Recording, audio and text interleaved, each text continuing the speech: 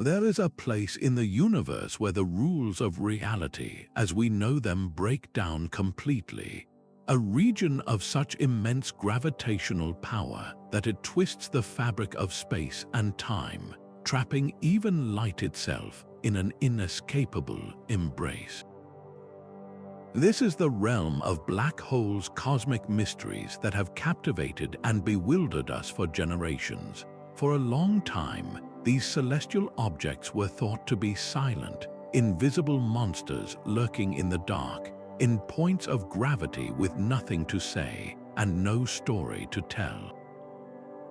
But what if we've been missing the conversation all along? What if black holes are not just voids but storytellers? Through ripples in space-time, faint thermal whispers, and brilliant rings of light, they are speaking to us. They send out signals, a complex, subtle language that carries secrets about how the universe began, how matter behaves under the most extreme conditions, and perhaps even clues about the ultimate fate of everything we see. For decades, these messages went unheard, but today we are learning to listen. In this video, we embark on a journey to decode the silent signals from singularities.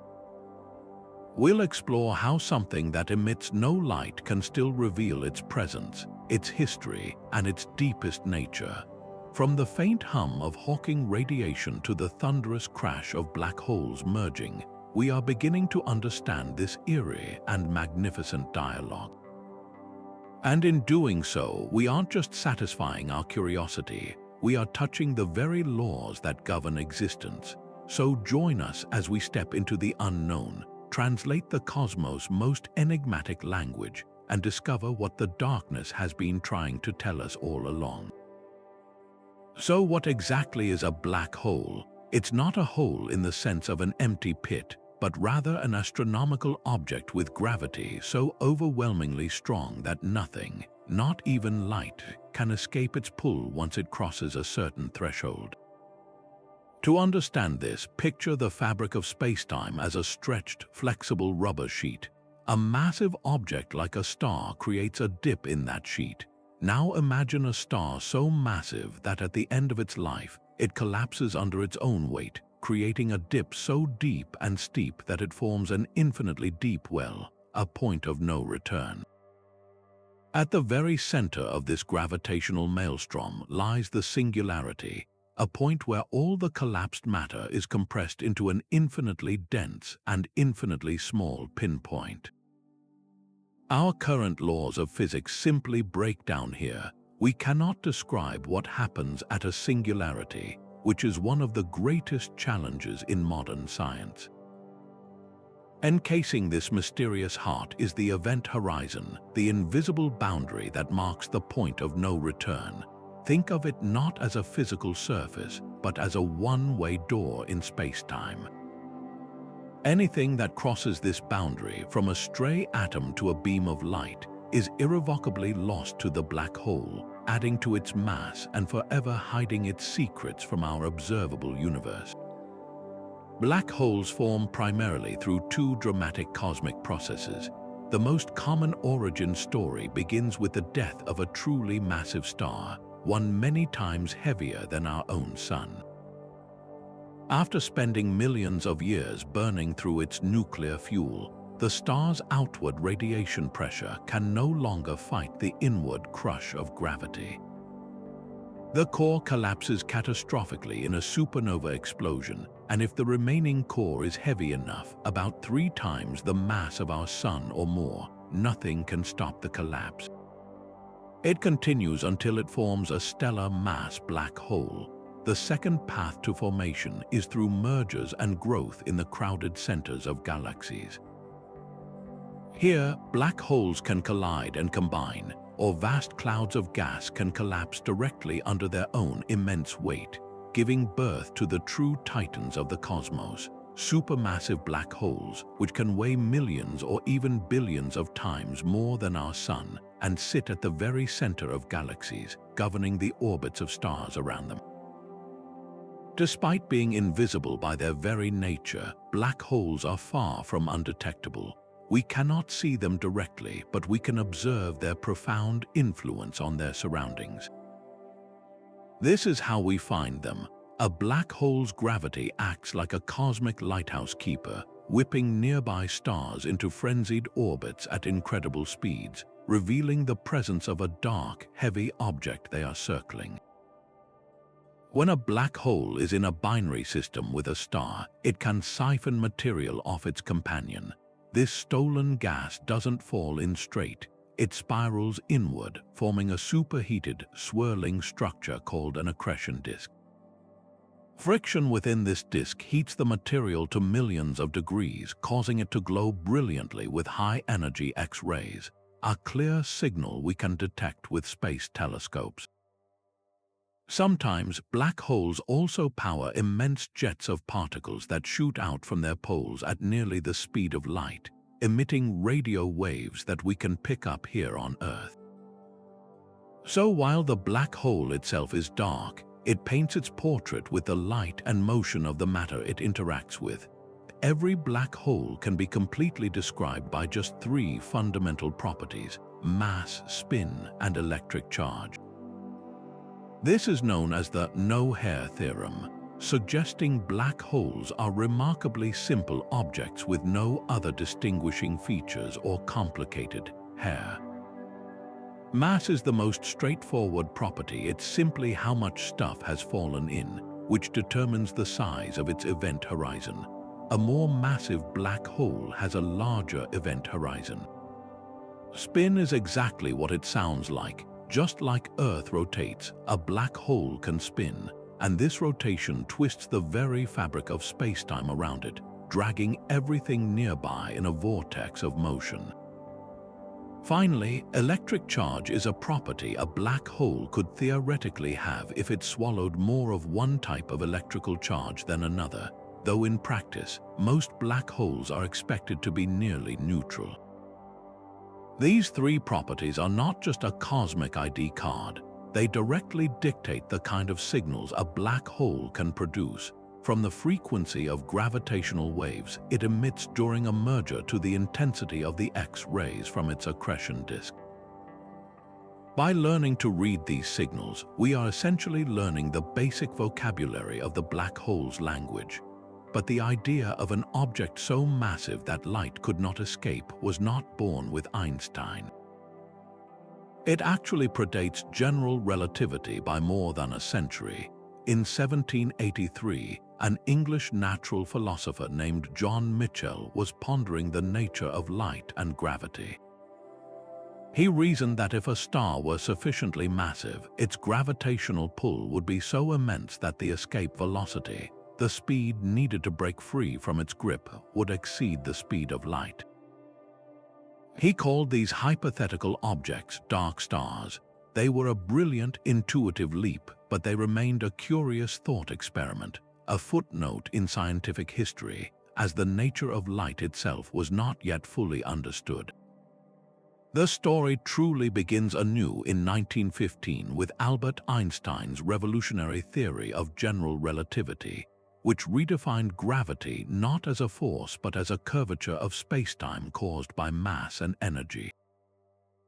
Within just a few months of Einstein publishing his equations, a German physicist and astronomer named Karl Schwarzschild, while serving on the Russian front during World War I, found a solution to them. His solution described the gravitational field around a spherical, non-rotating mass. He calculated that if you compressed any mass into a sufficiently small radius, now called the Schwarzschild radius, something bizarre would happen. The curvature of spacetime would become infinite. This mathematical boundary marked what we now call the event horizon. Einstein himself was skeptical, believing that such extreme conditions could never actually occur in the real universe. It was a fascinating mathematical artifact, but not a physical reality.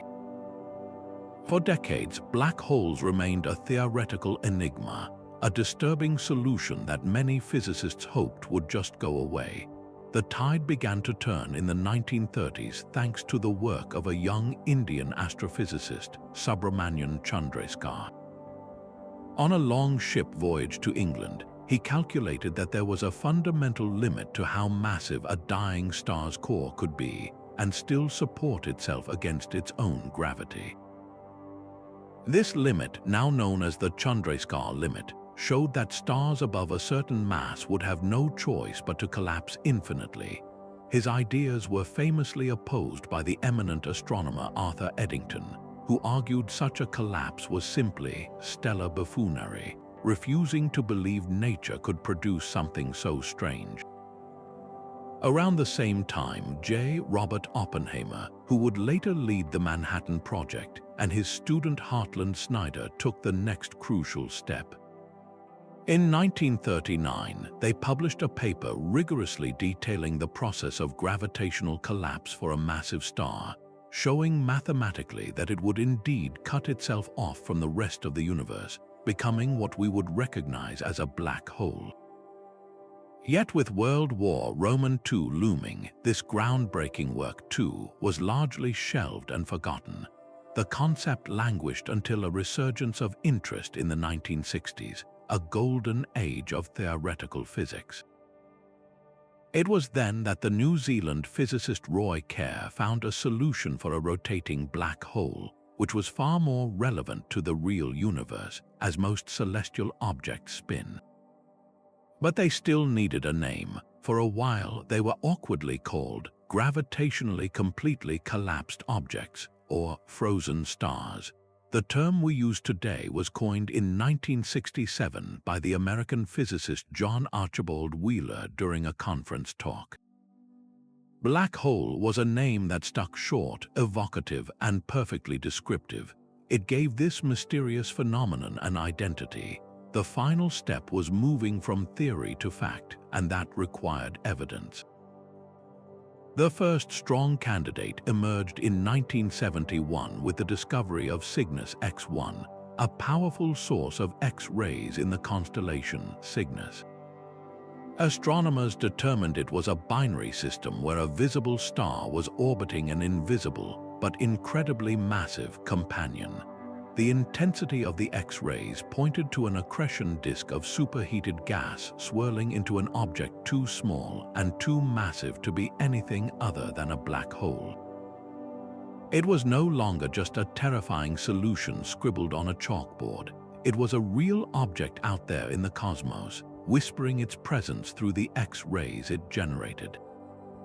This historical journey from Mitchell's dark stars to the detection of Cygnus X1 showcases one of science's greatest triumphs, the power of human curiosity and mathematical rigor to reveal the deepest, most hidden truths of our universe.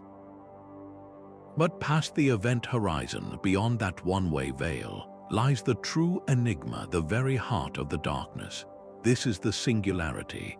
It is the final destination for everything that falls in, a point of infinite density where all the mass of the black hole is crushed into a volume of zero size.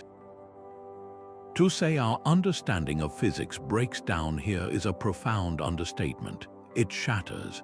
The equations of general relativity, which so elegantly describe the curvature of space-time around a black hole, themselves predict their own failure at the singularity. The curvature becomes infinite, gravity becomes infinite, and the very concepts of space and time as we know them cease to have any meaning. It is a place where the familiar rules of the universe simply give up. This cosmic dead end represents the most glaring conflict in modern physics, the point where the colossal, world-bending gravity described by Einstein's general relativity crashes directly into the bizarre, probabilistic world of quantum mechanics. General relativity is the law of the very large governing planets, stars, and galaxies. Quantum mechanics is the law of the very small, governing atoms and subatomic particles. Both are spectacularly successful in their own domains, but they are fundamentally incompatible. The singularity is where this incompatibility becomes an unavoidable crisis. To truly understand what happens at the core of a black hole, we need a new theory, a theory of quantum gravity, that can seamlessly marry these two pillars of physics into one unified framework. And not all singularities are created equal. The type of singularity depends entirely on whether the black hole is spinning or not. For a simple, non-rotating black hole, what physicists call a Schwarzschild black hole, the singularity is what's known as a space-like singularity. It's not so much a place in space as it is a moment in time. For anything unfortunate enough to cross the event horizon, the singularity isn't a point you could avoid. It is an inevitable future event. No matter how you move, you will reach it in a finite amount of time, and upon arrival, you and the very atoms you're made of would be stretched and crushed beyond recognition in a process physicists grimly call spaghettification. However, most things in the universe spin, and black holes are no exception. A rotating black hole, described by the Kerr solution, contains a radically different structure, a ring singularity. Imagine not a point but a thin, circular ring spinning at a significant fraction of the speed of light. The mathematics suggests that this ring has zero thickness but a finite diameter. The environment around a ring singularity is even more mind-bending. It theoretically contains regions where gravity could become repulsive, and some solutions even allow for pathways through the ring that might open into other universes or different parts of our own, though these are highly speculative ideas that push the boundaries of known physics. So why does understanding this unknowable point matter so much? Because the singularity is the ultimate source of the black hole's power. It is the engine whose immense gravitational pull dictates everything that happens around it. The properties of the singularity, its mass and spin, determine the size and shape of the event horizon. They dictate how spacetime is warped around the black hole, which in turn influences the signals we can detect from the outside. The way light bends around the black hole to form its shadow, the frequency of gravitational waves emitted when two black holes merge, even the intensity of X-rays blazing from its accretion disk, all of these signals are echoes of the singularity's properties. By reading these echoes, we are indirectly studying the one thing we can never directly see, probing the edge of our knowledge and daring to ask what lies beyond. But perhaps the most direct and profound way black holes announce their presence is not through light, but through a literal shaking of the cosmos. Picture the universe not as empty space, but as a vast, still pond. Now imagine dropping two incredibly heavy stones into that pond, close together. They would spiral around each other, churning the water and sending out ripples in every direction. This is the essence of gravitational waves. In reality, the pond is the fabric of spacetime itself, and the stones are black holes of unimaginable mass. When two of these cosmic titans are locked in a final, fatal dance, their immense gravity doesn't just pull on each other. It warps the very stage they're performing on, creating ripples that propagate outward at the speed of light. These are not ripples of water or sound. They are ripples of pure geometry, stretching and squeezing everything in their path as they travel across the universe. This incredible prediction came from Albert Einstein himself over a century ago, a consequence of his theory of general relativity. Yet he was convinced these waves would be so faint, so minuscule, that they would never be detected by any human-made instrument. For decades, it seemed he was right. The distortions they cause are almost unbelievably small. A passing gravitational wave would change the distance between the Earth and the Sun by less than the width of a single atom. Detecting such a tiny signal required not just technological brilliance, but a leap of faith. That faith was finally rewarded in September 2015, when the Laser Interferometer Gravitational Wave Observatory, or LIGO, made the first direct detection. The signal came from over 1 billion light-years away, created by two stellar mass black holes that had spent eons circling each other, finally merging into a single, more massive black hole in a fraction of a second. The energy released in that violent event was staggering for a brief moment. It outshone the combined light of every star in the observable universe, all converted into the silent, invisible language of spacetime ripples. So how do we possibly hear such a silent symphony? The instruments built to listen are masterpieces of precision engineering. LIGO consists of two enormous facilities in the United States, separated by nearly 2,000 miles, with each one housing an L-shaped vacuum system with arms 4 kilometers long. At the end of each arm hangs a mirror. A laser beam is split and sent down each arm, bouncing off the mirrors and recombining back at the source. When a gravitational wave passes through the Earth, it minutely changes the length of one arm relative to the other by a distance thousands of times smaller than the nucleus of an atom. This tiny change alters how the laser beams recombine, creating a telltale pattern of light that scientists can decode. Having two detectors so far apart is crucial. It allows researchers to confirm the signal is real and from space, and not just a local tremor like a passing truck or a small earthquake. They work in concert with other detectors like Virgo in Italy and Kagra in Japan, forming a global network that acts as a collective ear, triangulating the source of these cosmic ripples across the sky. The signal they pick up is as distinctive as a fingerprint. When two black holes spiral inward, the gravitational waves they produce increase in both frequency and amplitude, creating a characteristic sound that astronomers call a chirp. It starts as a low-frequency rumble and rapidly rises to a crescendo at the moment of merger, followed by a quick dampening ringdown as the new single black hole settles into a stable shape. By analyzing the exact shape of this chirp, its pitch, its volume, and how it changes over time, scientists can extract an astonishing amount of information. They can calculate the masses of the two original black holes and the mass of the final one.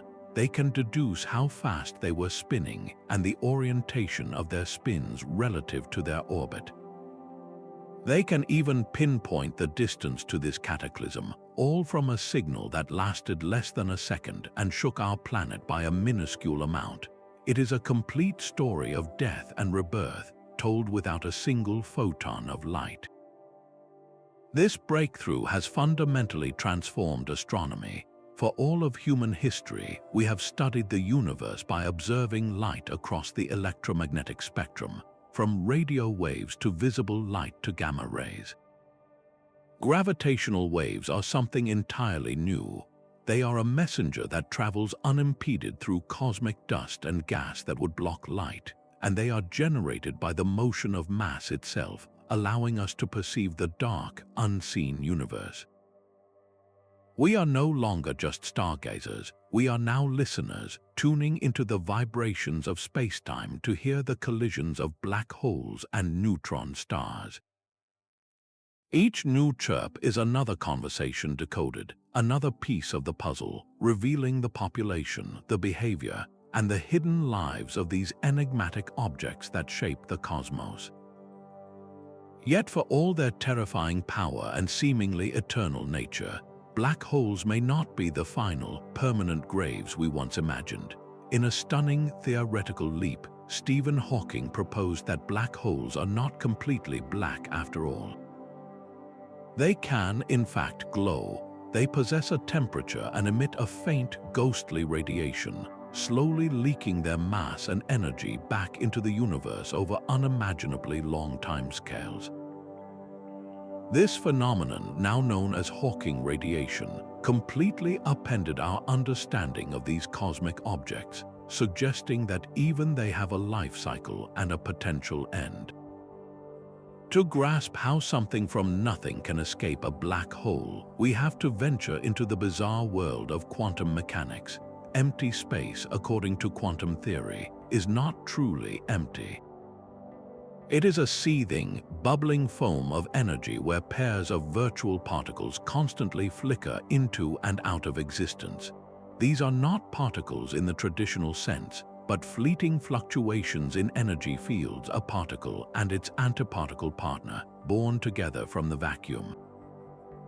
They exist for an impossibly short moment, borrowing energy from the universe before they inevitably collide and annihilate each other, paying back the energy debt and vanishing without a trace. This is happening everywhere, all the time, all around us. The magic happens when this quantum gambit plays out right at the precipice of a black hole's event horizon.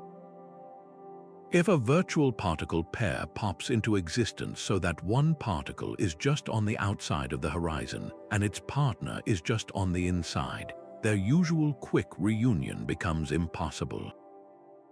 The particle inside is irretrievably lost, forever trapped behind the curtain of the event horizon. Its partner on the outside, however, is suddenly set free. With nothing to annihilate with, it doesn't vanish. It becomes a real particle, and it can fly away into the universe. To conserve energy, the particle that fell into the black hole must have negative energy.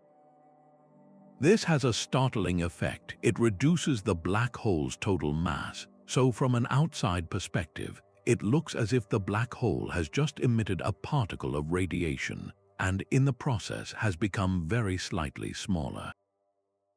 This is Hawking radiation, a slow, steady trickle of particles leaking from the black hole's surface, carrying away its mass bit by tiny bit.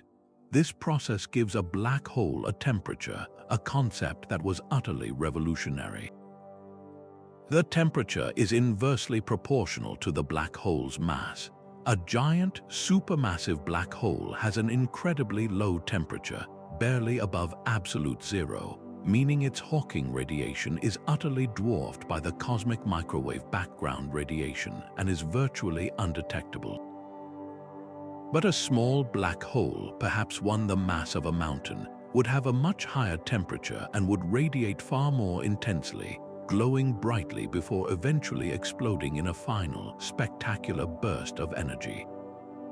This means that given enough time scales so vast they make the current age of the universe seem like a blink, a black hole could theoretically evaporate completely, leaving behind what? That remains one of the greatest unanswered questions in physics. Hawking's brilliant insight also created one of the most profound puzzles in modern science, the black hole information paradox. In quantum mechanics, information is never truly lost. If you burn a book, in principle, you could collect all the smoke and ashes, reverse the process, and reconstruct every word. The information about the book state is preserved, just in a very scrambled form. But if you throw that same book into a black hole, and that black hole eventually evaporates into a featureless bath of Hawking radiation, what happens to the information? The radiation Hawking described is purely thermal. It doesn't contain any of the specific details about the book, the particles that made it up, or their unique quantum states. It appears that the information has been permanently erased from the universe, violating a fundamental tenet of quantum theory. This paradox pits the two most successful theories of physics, general relativity and quantum mechanics, against each other in direct conflict, forcing physicists to reconsider the very nature of reality, information, and whether our current laws are complete. While the event horizon itself is a perfect cloak of darkness, black holes often reveal their presence by setting their immediate surroundings ablaze with some of the most intense light shows in the universe. This brilliant spectacle comes from the accretion disk, a whirling maelstrom of doomed matter that acts as the black hole's primary translator, converting its immense gravitational pull into a language of light and radiation we can understand. Imagine a cosmic whirlpool, but one where the water is replaced by superheated gas, dust, and the shredded remnants of stars, all spiraling inward at nearly the speed of light. This is not a smooth, orderly flow. It is a chaotic, violent, and incredibly energetic process. As this material is pulled inexorably toward the event horizon, it doesn't fall straight in. Instead, it piles up into a flattened, spinning disk, much like water circling a drain. The particles within this disk rub against each other with tremendous force, creating immense friction. Combined with the overwhelming gravitational shear, where inner parts of the disk orbit much faster than outer parts, this friction heats the material to temperatures exceeding millions of degrees.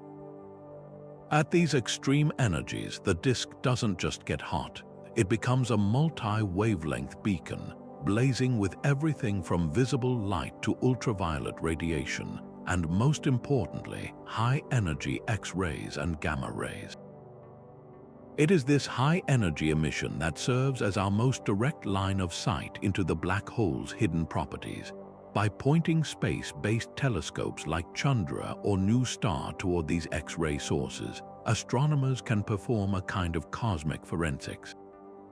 The intensity and spectrum of the X-rays tell a detailed story. A brighter, more energetic X-ray output typically points to a more massive black hole, as its stronger gravity can accelerate and heat infalling matter to higher extremes. Furthermore, the spin of a black hole leaves a distinct fingerprint on the accretion disk. A rapidly spinning Kerr black hole drags space-time around with it, pulling the inner edge of the accretion disk much closer to the event horizon than it could ever get around a stationary black hole. Material orbiting in this tighter, faster, and hotter region emits higher energy radiation. By carefully measuring the highest energy X-rays, scientists can effectively map the inner edge of the disk and calculate the black hole's spin rate with remarkable precision. Even the flickering and variability of the light offer clues.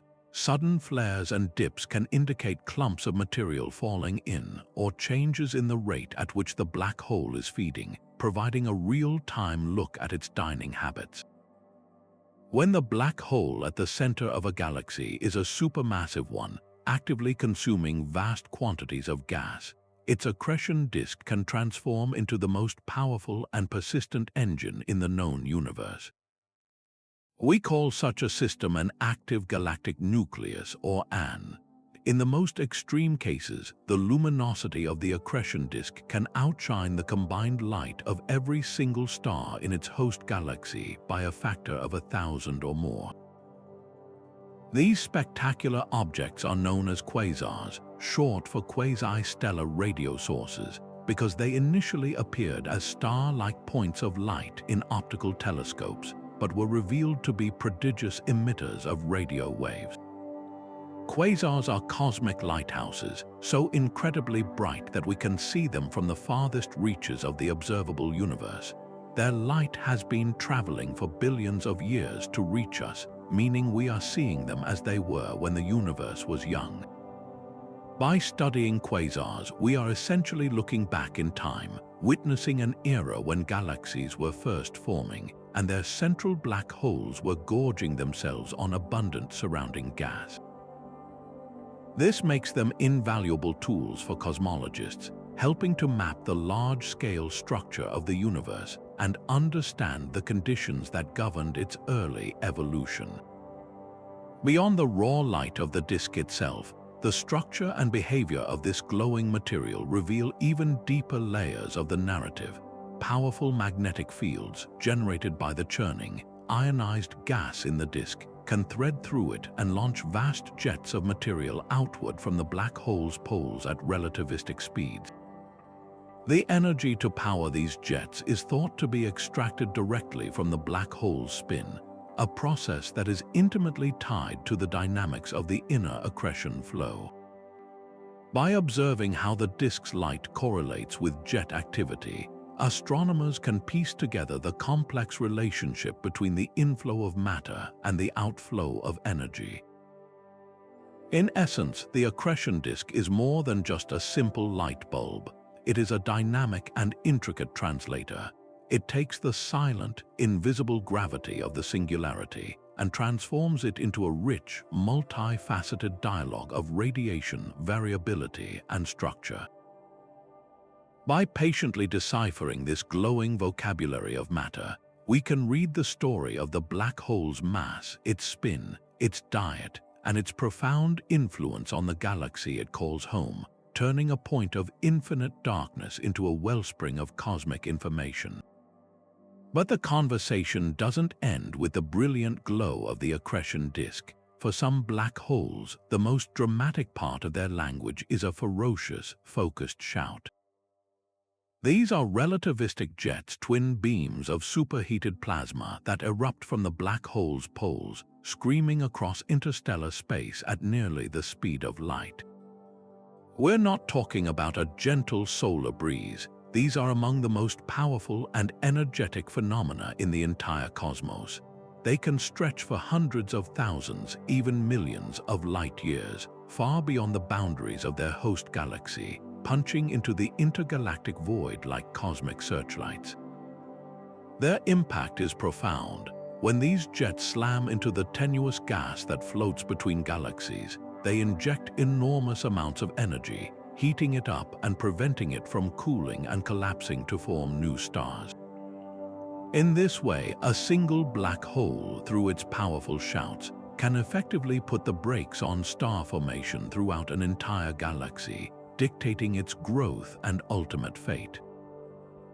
This process, known as feedback, reveals that black holes are not the isolated, destructive monsters of popular imagination, but rather integral regulators in the life cycle of galaxies, acting as both creators and destroyers on a truly grand scale. So how does a black hole, an object defined by its ability to pull everything in, manage to blast such tremendous amounts of material out? The secret lies not in the singularity itself, but in the complex physics playing out just outside the event horizon, within the inner region of the superheated accretion disk. As ionized gas, a plasma of charged particles like electrons and protons whirls around at relativistic speeds, it generates incredibly powerful and tangled magnetic fields. These fields are not passive observers, they are active participants, getting twisted and wound up by the furious rotation of the disk. In some cases, if the black hole itself is spinning, it can drag spacetime around with it, an effect called frame dragging, which twists these magnetic field lines into a tightly wound coil running along its rotational axis. This creates a kind of cosmic particle accelerator of unimaginable power. Some of the material in the inner accretion disk, instead of falling inward, gets caught in this magnetic slingshot. It is funneled toward the poles and accelerated along these focused magnetic field lines to velocities approaching light speed, launching it clear of the gravitational chaos and out into the depths of space in two oppositely directed, incredibly narrow beams. This entire breathtaking process converts the raw gravitational energy of infalling matter into the focused kinetic energy of an outgoing jet. The jet from the supermassive black hole at the heart of the galaxy Messier 87, or M87, serves as the most iconic example. This jet is so immense and powerful that it was first observed in optical telescopes over a century ago, appearing as a straight, bright line emanating from the galaxy's core. It stretches for at least 5,000 light-years, a visible testament to the black hole's immense power. The Event Horizon Telescope collaboration, which produced the first ever image of a black hole's shadow, also turned its unmatched resolution towards studying the base of this very jet. Their observations provided unprecedented detail on how the jet is launched and collimated, showing how magnetic fields are absolutely crucial in forming and shaping these narrow beams. The M87 jet is a brilliant source of synchrotron radiation, a type of emission produced when electrons are accelerated to near light speeds by magnetic fields, causing them to shine brightly in radio waves. By studying the polarization of this light, the direction in which its waves vibrate, scientists can directly map the magnetic field lines at the jet's base, confirming the theoretical models that predict their crucial role.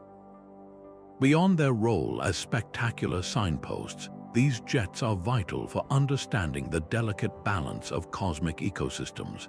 The energy they deposit into the surrounding intergalactic medium is staggering.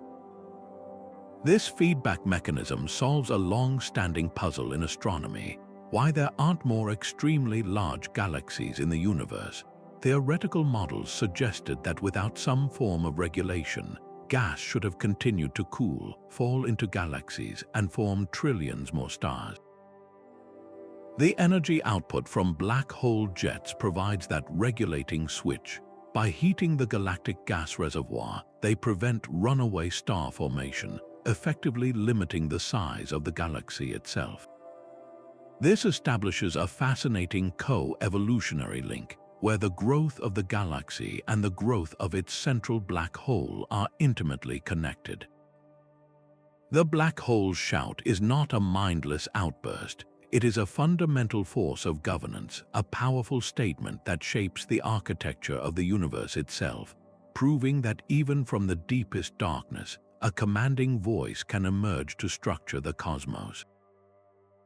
For centuries, black holes were defined by what we couldn't see, a profound absence in the cosmos. But in April 2019, that all changed. The world was presented with something astonishing, a picture, not an artist's impression or a computer simulation, but a direct, observational image of the supermassive black hole at the heart of the galaxy Messier 87. It showed a brilliant, fiery ring of light encircling a central region of perfect, profound darkness. This dark heart isn't the event horizon itself, but something perhaps even more telling: the black hole's shadow. It is the silhouette of the event horizon, cast against the backdrop of its own glowing, violent environment, and it represents one of the most direct visual confirmations of these cosmic giants ever achieved. This shadow forms through one of the most dramatic effects predicted by Einstein's general relativity: the gravitational lensing of light. Imagine the intense gravity of the black hole warping the very space around it, acting like a colossal lens. Now picture the light coming from the superheated gas in the accretion disk behind the black hole. As those photons travel toward us, their paths are not straight lines. They are bent and twisted by this warped spacetime. Some light is bent around the black hole and redirected toward our telescopes. Some light is bent so severely that it completes multiple loops before escaping. But the light that passes too close to the event horizon within a region about 2.5 times its size crosses a point of no return. It is swallowed completely, leaving behind a distinct, dark void in the center of this distorted light show. This is the shadow. Its size and shape are not arbitrary. They are a direct consequence of the black hole's mass and how its spin distorts the spacetime around it. A non-rotating black hole would cast a nearly perfect circular shadow, while a rapidly spinning Kerr black hole, which drags spacetime around with it, would create a shadow that is slightly flattened or asymmetrical. By meticulously analyzing the precise dimensions of this shadow, astronomers can effectively measure the black hole's properties, turning a simple image into a detailed, data-rich portrait. Capturing this image was a feat of human ingenuity and international collaboration on an unprecedented scale. The target, the M87 black hole, is colossal, weighing in at 6.5 billion times the mass of our Sun, but it is also 55 million light-years away. Resolving its shadow from that distance is the equivalent of trying to see a bagel on the surface of the Moon from Earth.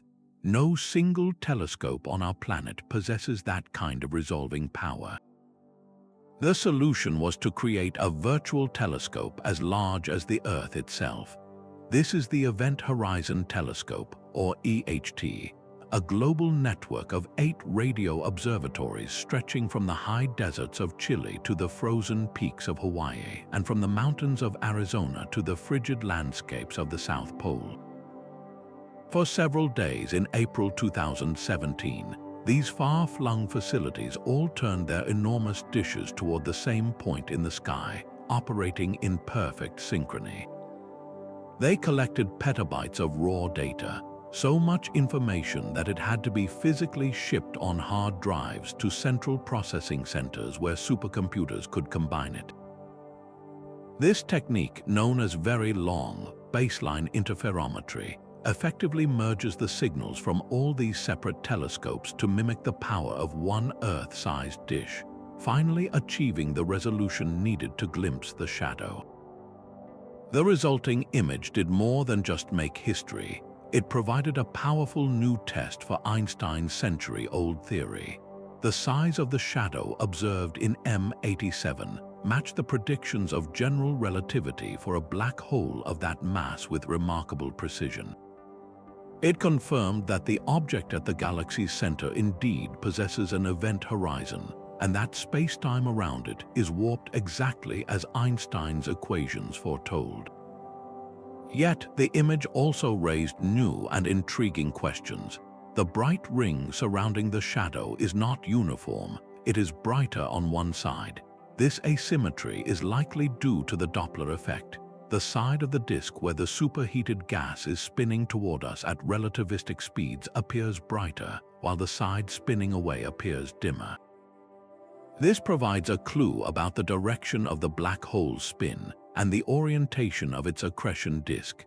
Furthermore, the sharpness of the ring's edge challenges some theoretical models and pushes us to better understand the complex plasma physics and magnetic fields at work in the innermost regions. The shadow is not just a static picture, it is a dynamic, evolving puzzle that invites us to look closer. This visual language, translated from the warping of spacetime itself, has given us a new window into the invisible, transforming the black hole from a terrifying abstract concept into a tangible, measurable reality that we can now begin to study in exquisite detail. While gravity is the undeniable star of the black hole show, orchestrating the grand motions of stars and the inward plunge of matter, there is another, more subtle force working behind the scenes. It is an invisible architect shaping the most brilliant and powerful signals these objects produce: magnetism. The space around a black hole is not an empty void. It is a seething, ionized plasma of charged particles, electrons, and protons stripped from atoms. Wherever you find such charged matter in motion, you inevitably generate magnetic fields. Around a black hole, these fields are not mere spectators. They are powerful directors, channeling chaos into structure and transforming gravitational energy into the cosmic outbursts we can see from Earth. These magnetic fields are born in the frenetic churn of the accretion disk itself. As the superheated gas whirls around at near light speed, the charged particles within it spiral along magnetic field lines, amplifying them and twisting them into incredibly complex, powerful shapes. Think of it like a dynamo on a cosmic scale. The rotation of the disk continuously generates and strengthens these fields, winding them up like an immense cosmic spring. This stored magnetic energy doesn't just sit there, it has profound and visible effects. It can exert pressure, helping to support the structure of the accretion disk against the overwhelming pull of gravity, and it creates the intense friction that helps heat the disk to its incredible X-ray emitting temperatures. But perhaps its most spectacular role is in the formation of those colossal jets erupting from the black hole's poles. The twisted magnetic fields get so tightly wound that they act like the rails of a particle accelerator, funneling some of the infalling material away from the disk and launching it at relativistic speeds along the black hole's rotational axis, beaming it across the galaxy. The true power source for these jets, especially the most persistent ones, is a brilliant theoretical concept known as the Blandford-Znajek Mechanism. This process allows a black hole to essentially wire itself directly into the universe's power grid. The key is the black hole's spin. A rotating black hole drags the very fabric of space-time around with it, a phenomenon called frame dragging. If magnetic field lines anchored in the surrounding accretion disk penetrate this region of spinning space-time, they get twisted and spun along with it. This creates a tremendous electromagnetic force that acts like a gigantic turbine, extracting rotational energy directly from the black hole itself. This energy is then used to launch and sustain those powerful jets of plasma. It is a breathtakingly efficient process. The black hole's spin, a property born from its formation and past mergers, is converted into a brilliant, observable outpouring of energy that can last for millions of years. We can see the evidence for this magnetic choreography in the behavior of well-studied black holes like the famous Cygnus X1 system. Observations from X-ray telescopes show that its emissions are not steady. They flicker, flare, and vary in incredibly specific patterns. This variability isn't random noise. It is a direct signature of the dynamic and often unstable dance between the ionized plasma in the accretion disk and the powerful magnetic fields threading through it. Magnetic reconnection events, sudden rearrangements of magnetic field lines, can release enormous bursts of energy, causing sudden flares. The clumping of material due to magnetic pressures can create rhythmic patterns in the light output. By carefully decoding these patterns, much like a seismologist reads the vibrations from an earthquake to understand the Earth's interior, astrophysicists can infer the strength and structure of the magnetic fields at work, gaining indirect insight into the processes happening just outside the event horizon. This invisible magnetic dialogue fundamentally changes how we view the black hole's environment. It reveals a system where fundamental forces are deeply intertwined. Gravity pulls matter in, but magnetism dictates how it behaves, how it heats up, and how a significant fraction of it is ultimately ejected back out to shape the surrounding galaxy.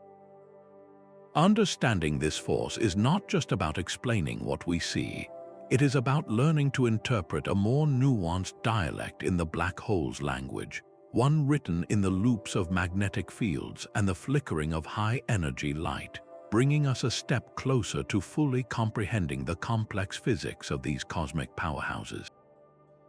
But to truly understand the whispers of Hawking radiation and the paradox it creates, we must journey even deeper into the bizarre and counterintuitive realm of the quantum.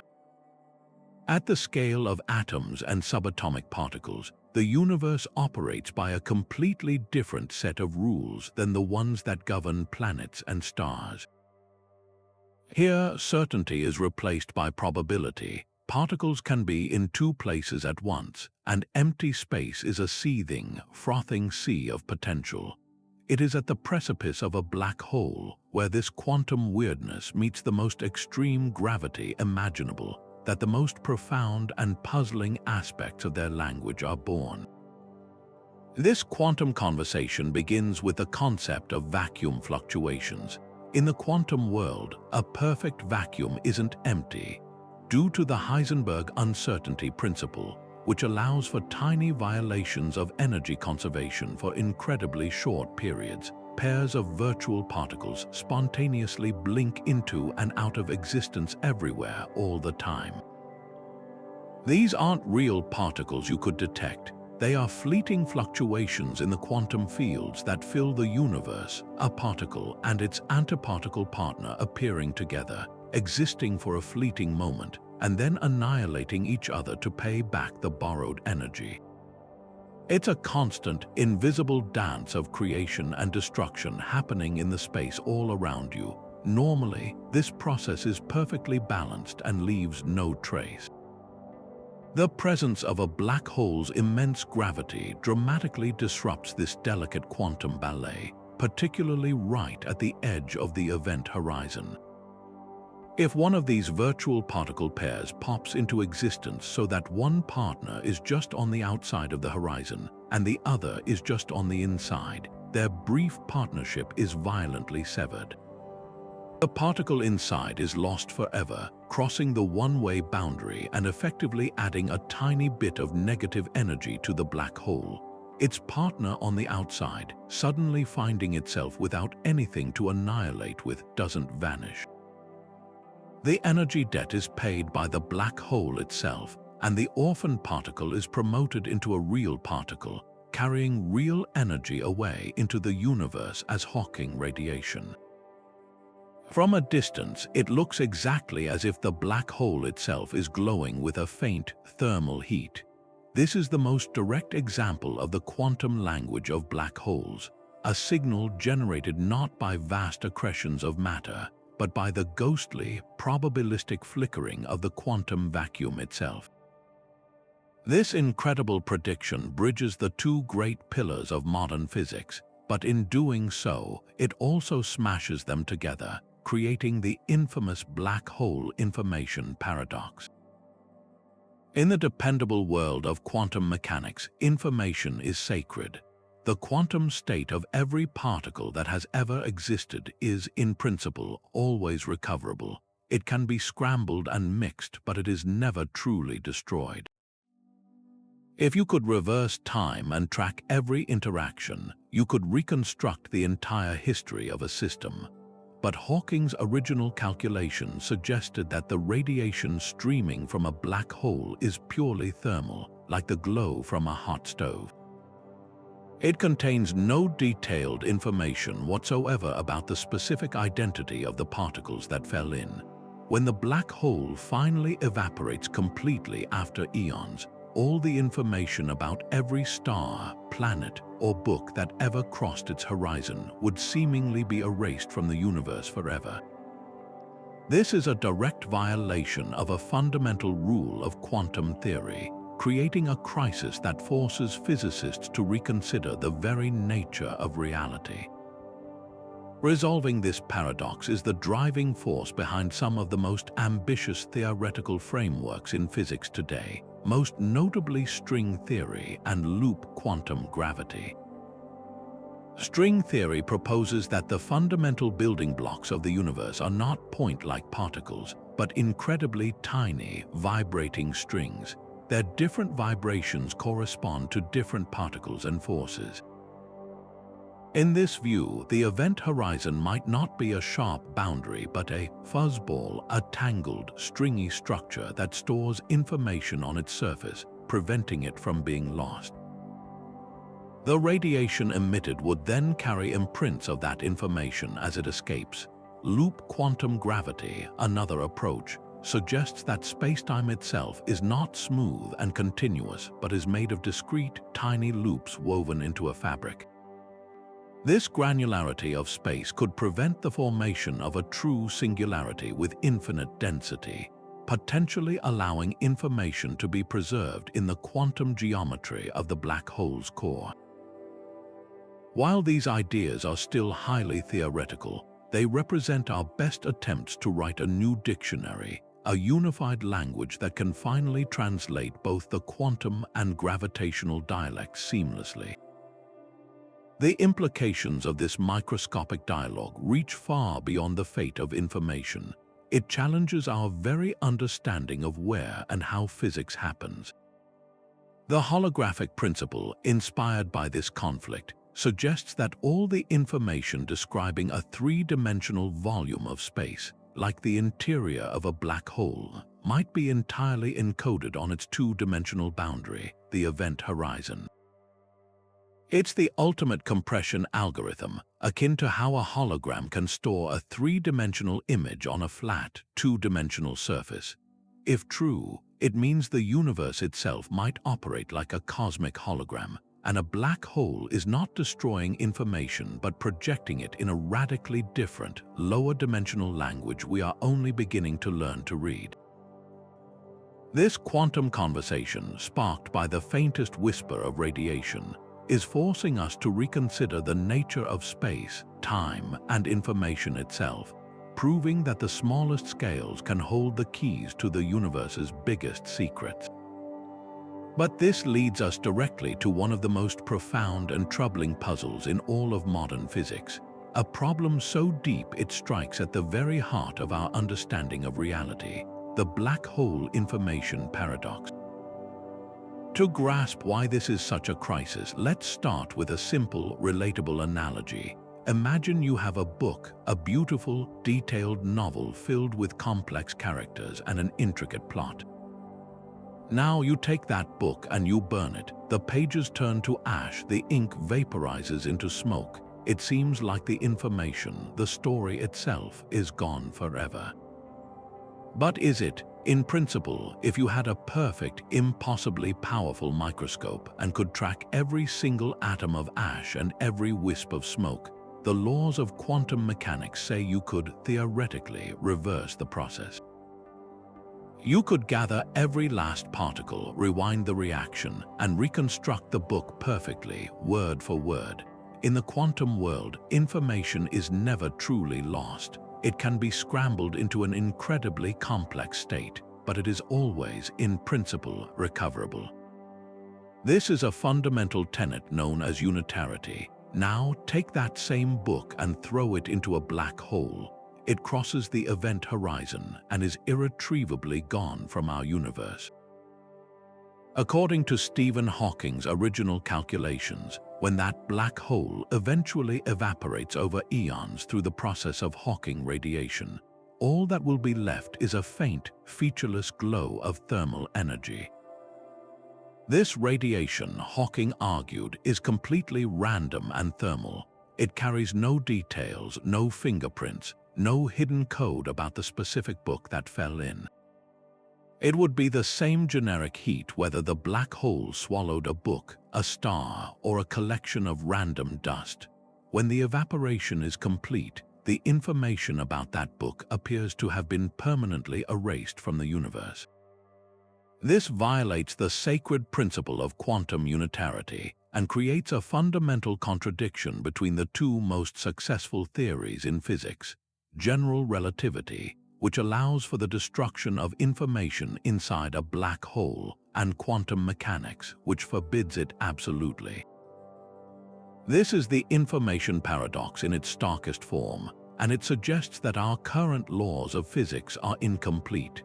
The scientific community has been grappling with this paradox for decades, and several compelling, though still unproven, solutions have been proposed. One leading idea suggests that Hawking's initial assumption was incorrect. Perhaps the radiation is not completely thermal after all. Maybe the information about what fell in is not destroyed, but is instead very subtly encoded or imprinted onto the Hawking radiation itself as it escapes. This would be an incredibly complex and delicate process, like scrambling the words of that book into a seemingly random cosmic static, but in such a way that a theoretically perfect observer could still decode it from the radiation. If this is true, then information is in fact conserved and unitarity is preserved, but it requires a much deeper understanding of the quantum physics at the horizon. Another revolutionary concept comes from the holographic principle, inspired by the work of physicists like Gerard T. Hooft and Leonard Susskind. This mind-bending idea proposes that all the information contained within the three-dimensional volume of a black hole is actually encoded on its two-dimensional surface, the event horizon. Think of it like a hologram where a three-dimensional image is stored on a flat, two-dimensional piece of film. In this view, when the book falls into the black hole, its information isn't lost inside the singularity. It is immediately smeared out and stored across the entire surface area of the event horizon. Then, as the black hole evaporates and shrinks, this information is slowly and carefully released back into the universe through the Hawking radiation. The horizon itself acts as a vast cosmic hard drive, and the evaporation process is like reading out the data. This paradox is far more than an abstract academic debate. it is a powerful engine driving the entire field of theoretical physics forward. The desperate need to resolve this conflict is the primary motivation behind the quest for a theory of quantum gravity, a single framework that can seamlessly unite general relativity with quantum mechanics. Candidates like string theory and loop quantum gravity are, in many ways, direct attempts to solve the information paradox. They propose new visions of spacetime where the event horizon is not a sharp boundary, but a fuzzball of strings or a region of discrete quantum geometry, preventing information loss from ever occurring in the first place. By trying to decode whether black holes truly erase information or not, we are ultimately asking the universe to reveal its most fundamental operating system. The answer will not just tell us about the fate of a book lost in the darkness. It will rewrite our understanding of reality itself, telling us what information is, how spacetime is built, and perhaps finally granting us the unified theory that has eluded physics for a century. It seems almost nonsensical to talk about something as familiar as heat and temperature in the context of a black hole, an object so cold and dark it represents the ultimate cosmic freezer. Yet, one of the most beautiful and unexpected breakthroughs in theoretical physics was the realization that black holes obey the laws of thermodynamics, the very same rules that govern the behavior of steam engines, ice cubes, and everything in between. This connection bridges the everyday world we experience and the most extreme gravitational environments in the universe, suggesting a deep and fundamental unity in the laws of physics. It all began not with heat, but with a concept often associated with disorder and chaos: entropy. In the everyday world, entropy is a measure of disorder.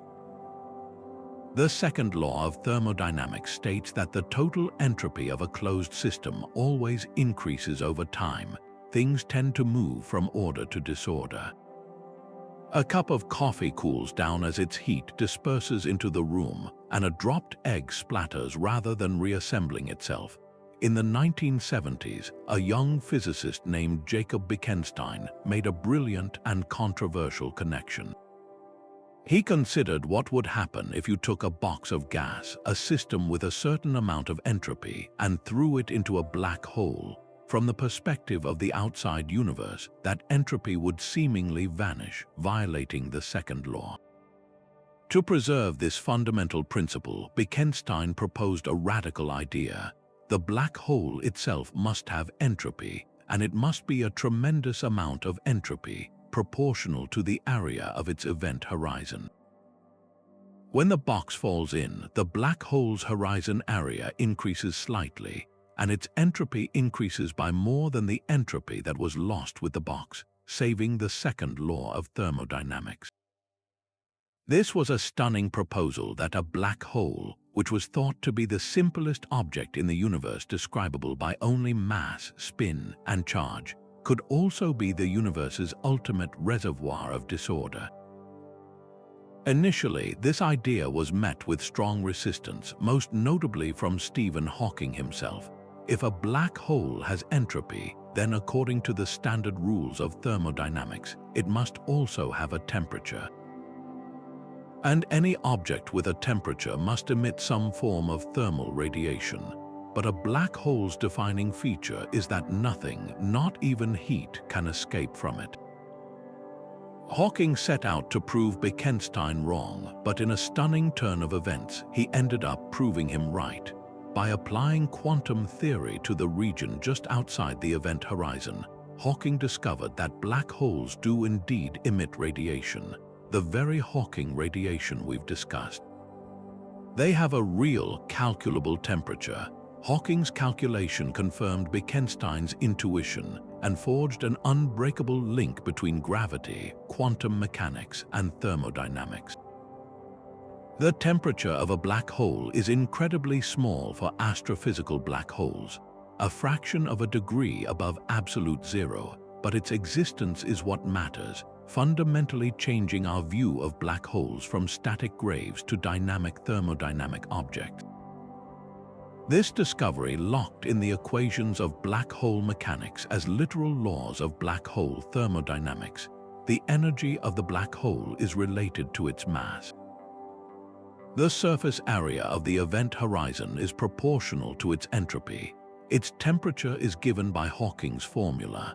This means that a black hole is not just a gravitational object, it is a thermal system that can be thought of as having heat, and it will eventually evaporate on astronomical timescales. The amount of entropy a black hole possesses is almost unimaginably large. The entropy of a black hole is encoded in the number of possible ways the matter that formed it could have been arranged before it collapsed, a number so vast that it dwarfs the entropy of all the stars, gas, and particles in the observable universe combined. A single stellar mass black hole contains more entropy than everything else in the visible cosmos. This profound connection led to an even more revolutionary idea, the holographic principle. If the entropy of a black hole, which is a measure of its information content, is proportional to its surface area and not its volume, it suggests that all the information needed to describe everything within the three-dimensional volume of a black hole might actually be encoded on its two-dimensional boundary, the event horizon. It's the ultimate compression of information, like storing the entire data of a three-dimensional object on a flat, two-dimensional surface, much like a hologram on a credit card that displays a three-dimensional image. This principle suggests that our perception of a three-dimensional universe might be a projection of information stored on a distant, two-dimensional surface, with black holes acting as the key proof of concept. The thermodynamic language of black holes, born from Bekenstein's insight and Hawking's calculation, does far more than just describe heat and disorder. It provides a powerful framework that hints at a deeper, more fundamental theory of reality where gravity and quantum mechanics are seamlessly united, and where the universe itself might be read like a cosmic code written on its outermost shell. But how do we actually tune into this cosmic conversation? How do we translate the silent signals from these dark giants into a language we can understand? The answer lies in a breathtaking array of technological marvels, a symphony of instruments across the globe and in space, each designed to listen to a different part of the black hole story. Think of it not as a single ear, but as an entire orchestra of senses, each playing a different section of the cosmic score. Some instruments are built to see the brilliant, high-energy light blazing from their accretion disks, others to hear the faint whispers of their evaporating horizons, and the most sensitive to feel the literal ripples they create in the fabric of spacetime itself. For decades, our primary window into the lives of black holes was through the electromagnetic spectrum. Different energies of light reveal different chapters of their violent lives. When we want to study the superheated multimillion-degree gas in an accretion disk, we turn to X-ray telescopes like NASA Chandra X-ray Observatory. Orbiting high above Earth's atmosphere, which blocks X-rays, Chandra acts like a cosmic stethoscope, detecting the intense, high-energy heartbeat of a feeding black hole. The patterns of flickering and flaring in this X-ray light tell us about the black hole's mass, its spin rate, and how voraciously it's consuming matter. To observe the colossal jets of plasma shooting out from their poles, which emit strongly in radio waves, we use massive radio telescope arrays. Facilities like the Very Large Array in New Mexico, with its 27 dish antennas spread across the desert, combine their signals to create a virtual telescope dozens of miles across, achieving the resolution needed to map the intricate structure of these relativistic beams stretching across thousands of light years. Then, in 2015, astronomy underwent a revolution. We didn't just learn to see the universe, we learned to feel it. The Laser Interferometer Gravitational Wave Observatory, LIGO, achieved the impossible by directly detecting gravitational waves. the ripples in spacetime caused by the collision of two black holes over 1 billion light-years away. This was a completely new sense, where light-based telescopes show us the energetic aftermath of a black hole's activity. Gravitational wave observatories like LIGO and its European counterpart, Virgo, allow us to hear the actual moment of creation itself, the violent chirp and ring down as two black holes become one. This sense is so precise that it allows us to measure the masses and spins of the black holes involved with stunning accuracy, all without a single photon of light being emitted from the event. It's the difference between watching a silent video of a distant explosion and being able to feel the shockwave pass through you, carrying with it the exact details of what caused it. The true power of modern astronomy, however, lies in combining these senses in multi-messenger astrophysics. A single event can now be observed through multiple, independent channels, each one cross-verifying and enriching the story told by the others. A spectacular example of this was the event in 2017, when both LIGO and Virgo felt the ripples from a collision not of two black holes, but of two neutron stars. Within seconds, telescopes across the world and in space were alerted and swiveled to look at that patch of sky. They saw the brilliant glow of the resulting kilonova explosion in every wavelength from gamma rays to radio waves. This single event, observed through both gravity and light, told a complete story. It confirmed that neutron star collisions are the cosmic forges where heavy elements like gold and platinum are created, and it provided a new, independent way to measure the expansion rate of the universe.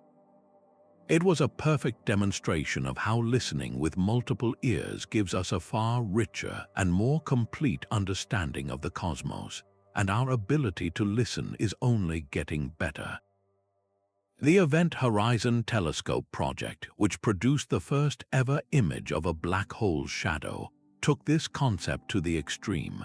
By synchronizing radio telescopes across the entire planet, from the South Pole to Hawaii to Spain, it created a virtual Earth-sized dish, an instrument with enough resolution to see the proverbial orange on the surface of the moon. This gave us our first direct visual confirmation of a black hole's event horizon, and is now being used to study the dynamics of plasma and magnetic fields at the very edge of the abyss. Looking to the future, missions like the Laser Interferometer Space Antenna, or LISA, promise to open an entirely new frequency band for our gravitational wave hearing. Consisting of 3 spacecraft flying in a giant triangle millions of miles apart, LISA will be sensitive to the low-frequency ripples produced by the mergers of supermassive black holes at the hearts of galaxies, events that are too long and too slow for ground-based detectors to perceive. This will allow us to trace the growth of these cosmic giants throughout the history of the universe. This ever-expanding toolkit transforms the silent void from an impenetrable mystery into a rich tapestry of data. Each new instrument, each new method of observation, is like learning a new word or a new grammatical rule in the language of black holes. By combining the feel of gravitational waves with the sight of X-rays and the sound of radio emissions, we are no longer just distant observers. We are active participants in a dialogue, slowly learning to comprehend the stories these dark behemoths have been trying to tell us since the dawn of time. While stellar mass black holes are born from the dramatic deaths of massive stars, the true titans of the cosmos operate on an entirely different scale, governing not just their immediate surroundings but the very fate of entire galaxies. These are the supermassive black holes, behemoths with masses ranging from millions to billions of times that of our Sun, and they reside at the gravitational heart of nearly every large galaxy, including our own Milky Way. At the center of our galactic home lies Sagittarius, a star, a relatively quiet giant weighing in at about 4 million solar masses. Its presence is revealed not by light but by the frantic dance of stars around it. Astronomers have tracked stars like S2, which whips around this invisible point at speeds exceeding 10,000 miles per second at its closest approach, following an orbit that conclusively proves the existence of a single, incredibly massive, and impossibly compact object, a supermassive black hole. The formation of these cosmic giants is a story written over billions of years, and their origin remains one of the most active areas of research in astrophysics. One leading theory suggests they grew from the seeds of the first generation of stars' primordial black holes formed in the dense, early universe, which then underwent eons of relentless growth. This growth happened through two primary mechanisms, accretion and mergers. Vast reservoirs of gas and dust, drawn in by the black hole's immense gravity, would form immense accretion disks, feeding the central beast and allowing it to grow. At the same time, in the crowded environments of early galaxy clusters, entire galaxies would collide and merge. When this happened, their central black holes would eventually sink to the new galactic center through a process called dynamical friction, eventually merging themselves in a cataclysm that would shake the fabric of spacetime with gravitational waves. This dual process of feasting and merging, repeated over cosmic time, is how we believe these modest seeds blossomed into the supermassive monsters we observe today.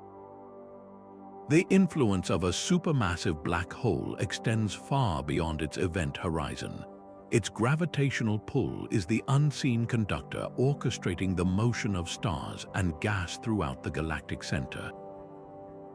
This gravitational dominance creates clear observational signatures.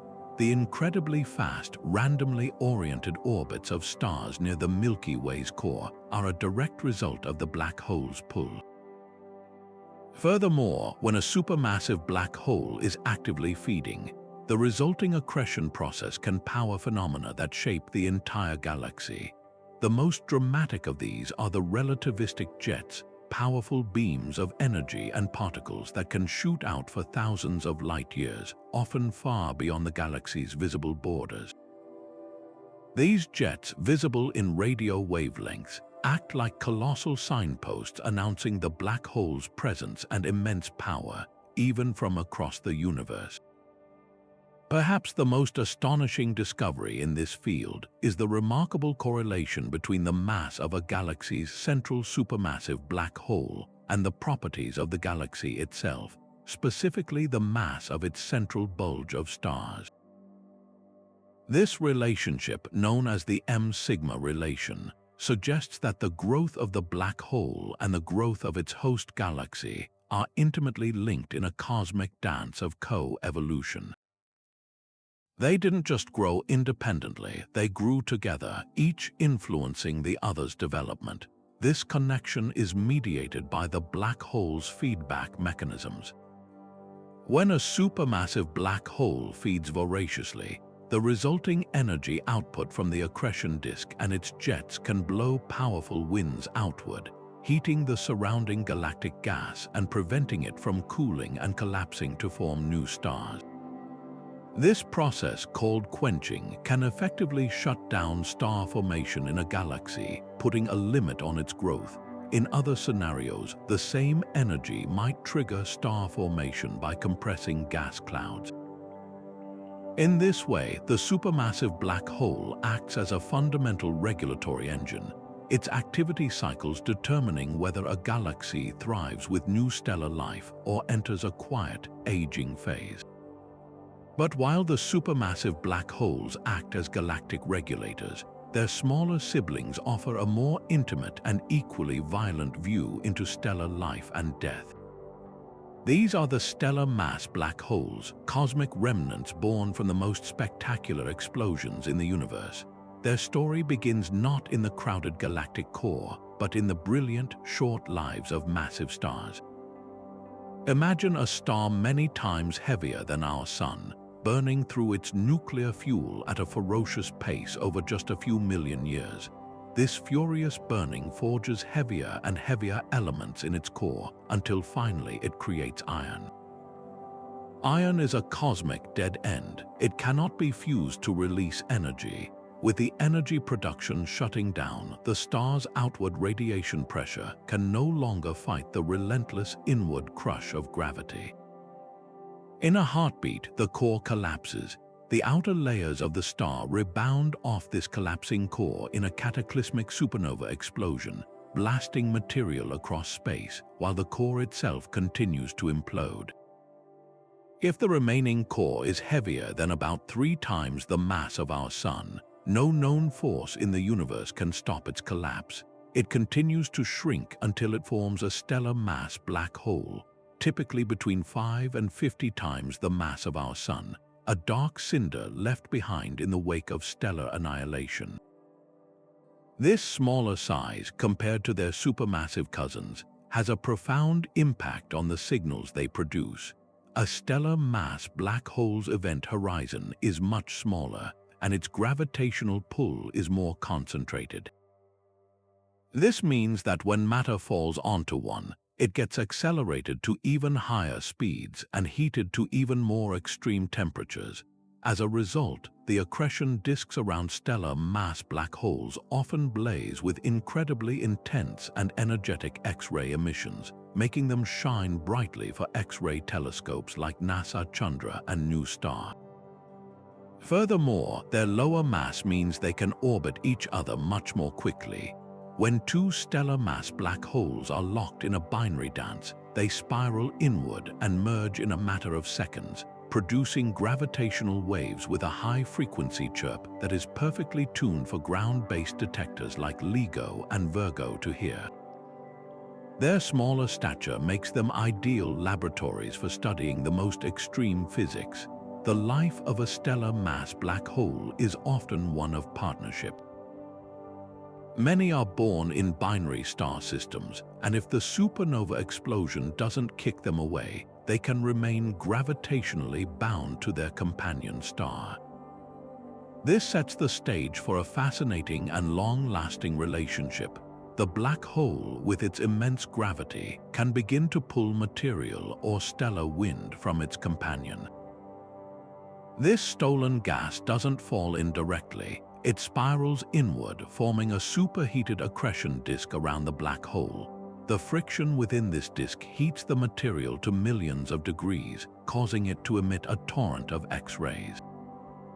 We call these systems X-ray binaries, and they act as brilliant beacons in the sky.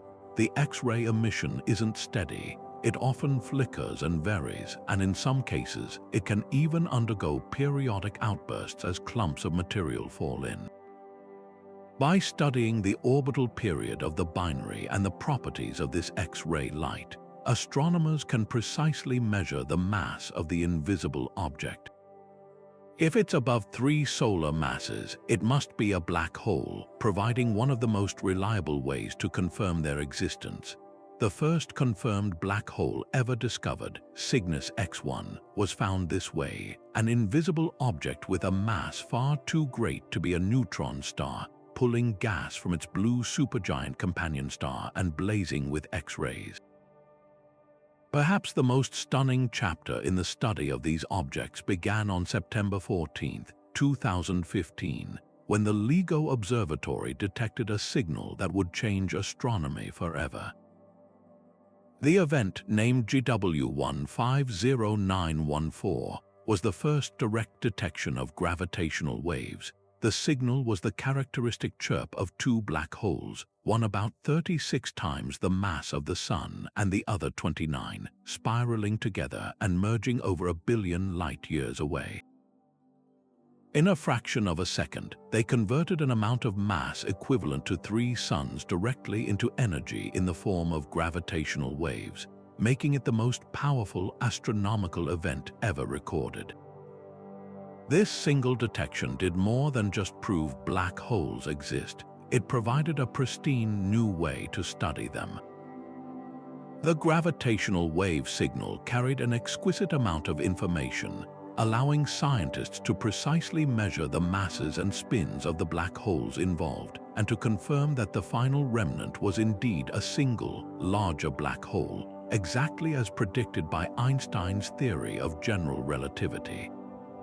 It was a direct test of gravity in its most extreme regime, and Einstein's theory passed with flying colors. These smaller black holes are far more than just endpoints of stellar evolution. They are crucial probes into the fundamental laws of the universe.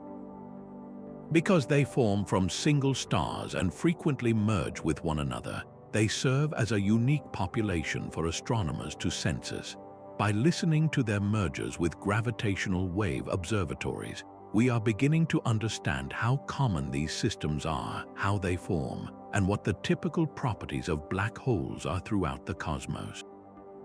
Each merger is a clean experiment in strong gravity, free from the complicating effects of gas and magnetic fields that can obscure observations of supermassive black holes.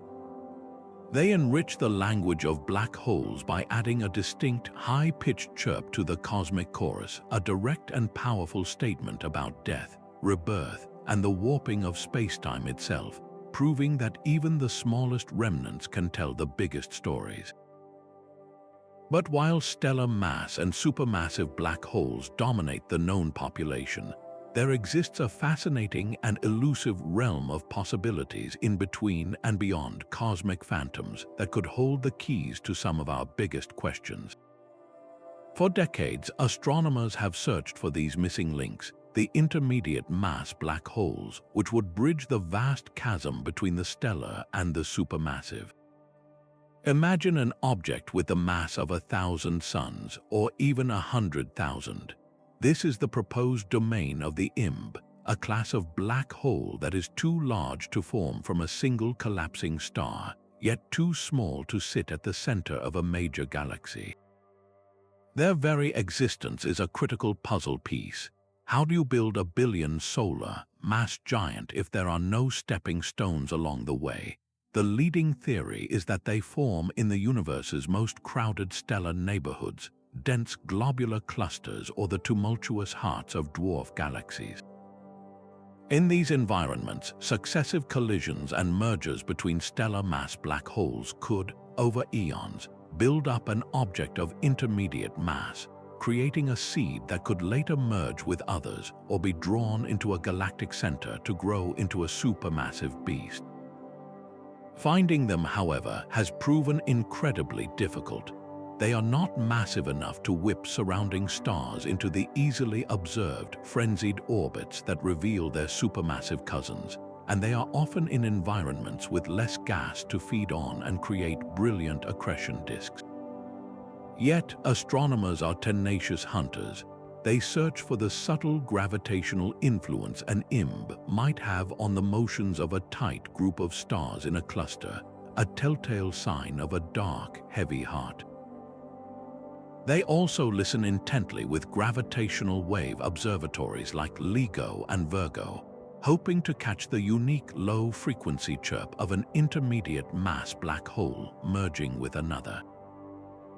A few tantalizing candidates have emerged over the years. For instance, an ultraluminous X-ray source known as ESO 243-1 has shown evidence of an object too powerful to be a stellar mass black hole, yet residing outside a galactic core, making it a prime IMB suspect.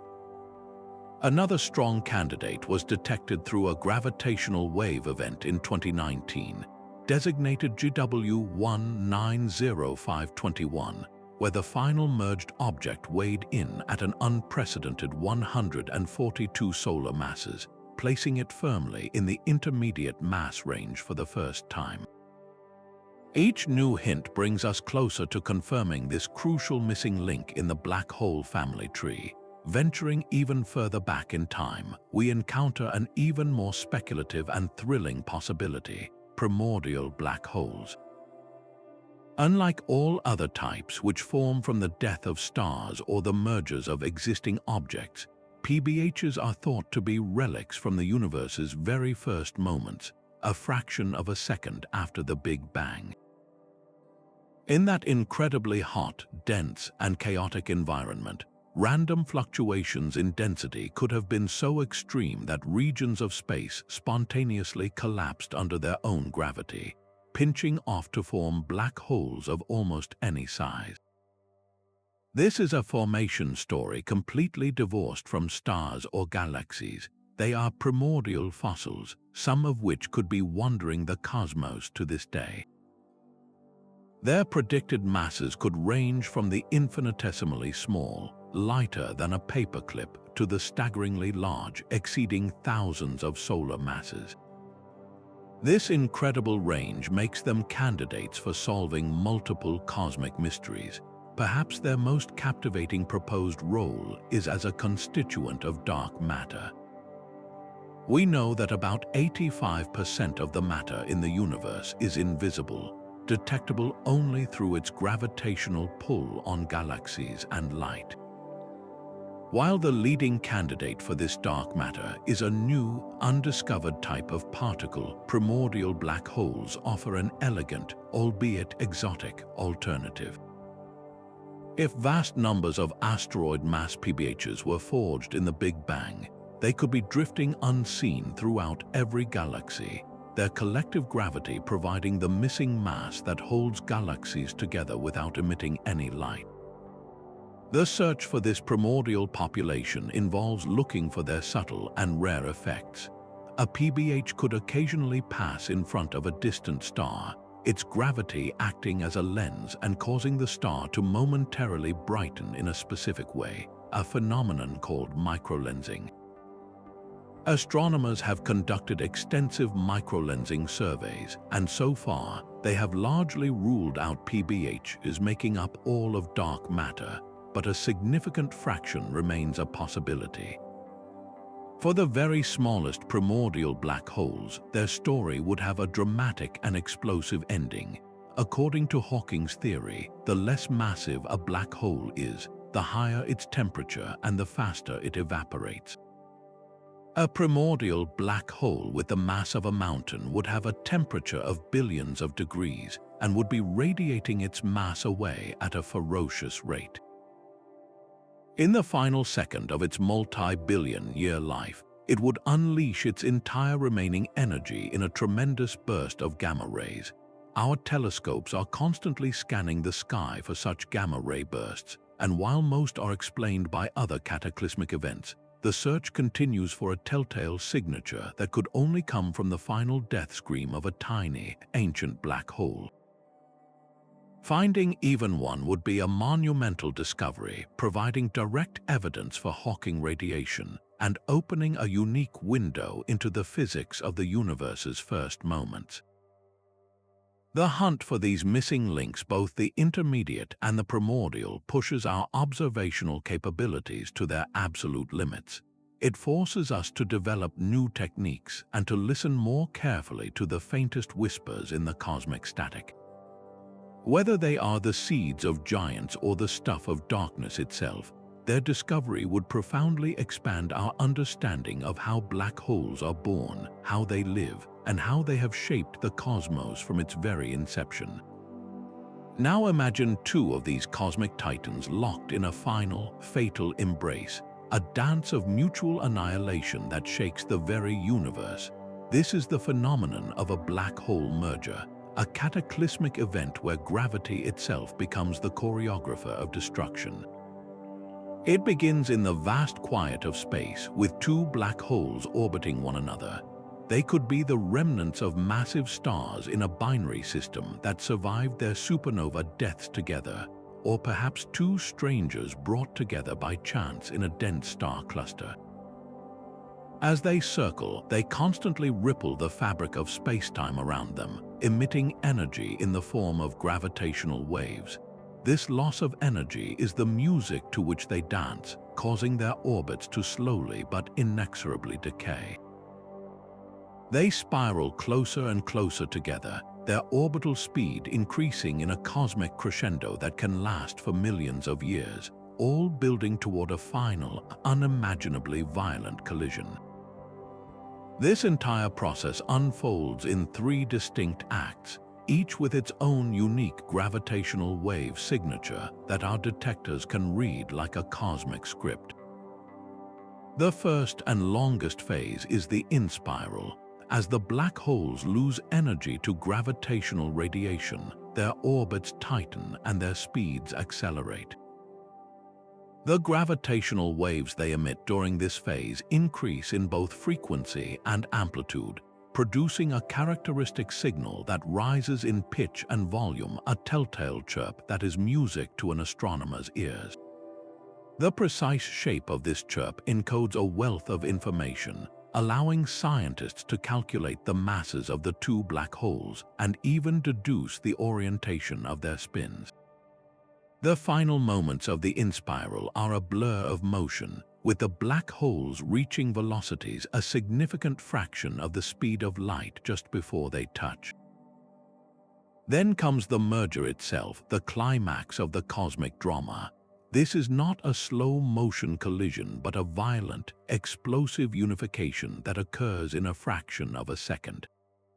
The two distinct event horizons stretch, touch, and finally merge into a single, highly distorted event horizon.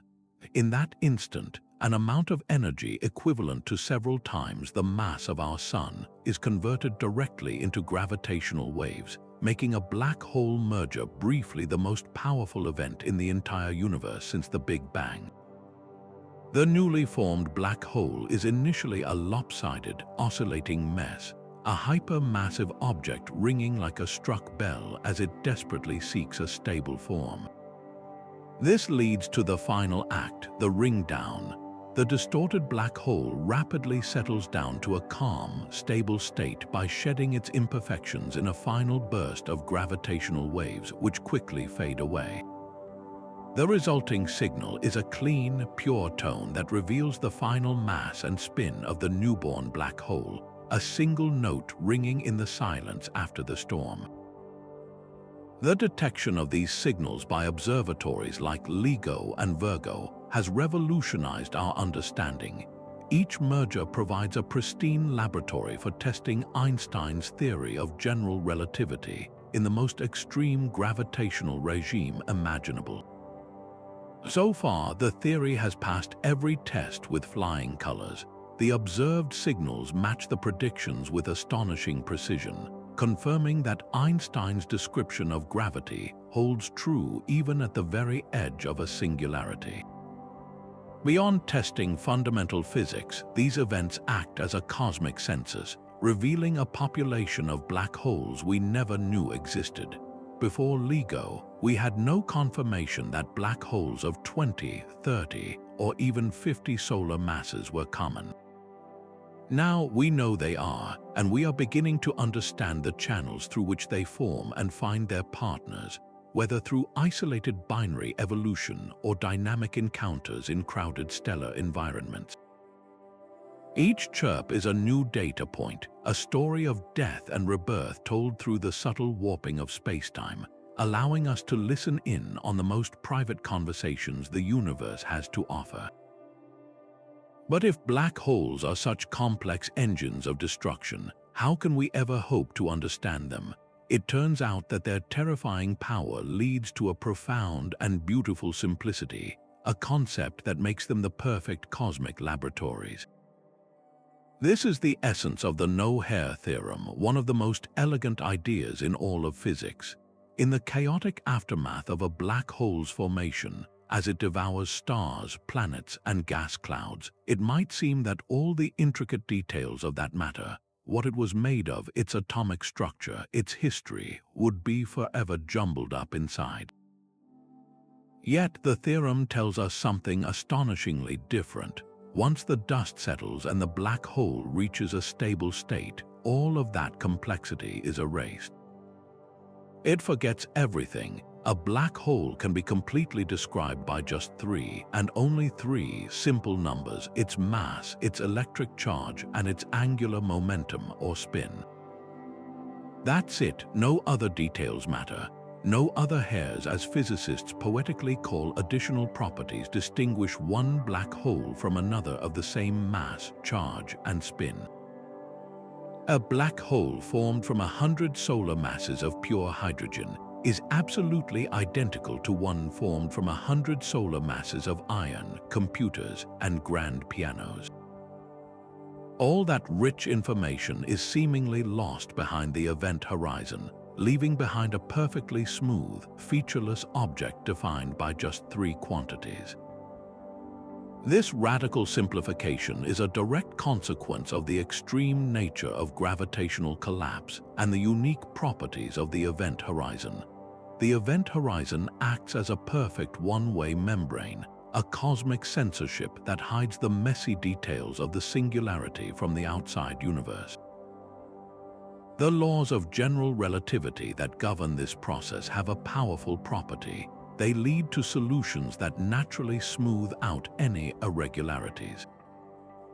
Any asymmetry, any lumpiness, any complex structure in the matter that falls in is radiated away in the form of gravitational waves during the collapse, leaving behind a perfectly symmetrical and simple final state. It's like dropping a uniquely sculpted piece of clay into a pond. The splash and ripples carry away the information about its shape, and all that remains is the fact that a certain mass of clay was dropped in. This makes black holes incredibly powerful tools for scientists. When we observe them, we aren't bogged down by an endless list of unknown variables.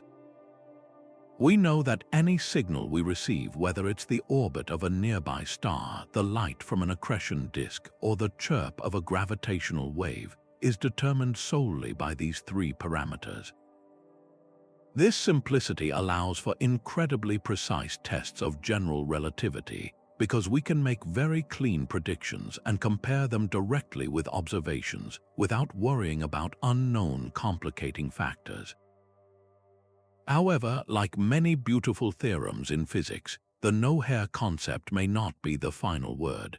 Physicists are actively investigating potential exceptions and nuances that could give black holes a little bit of hair after all.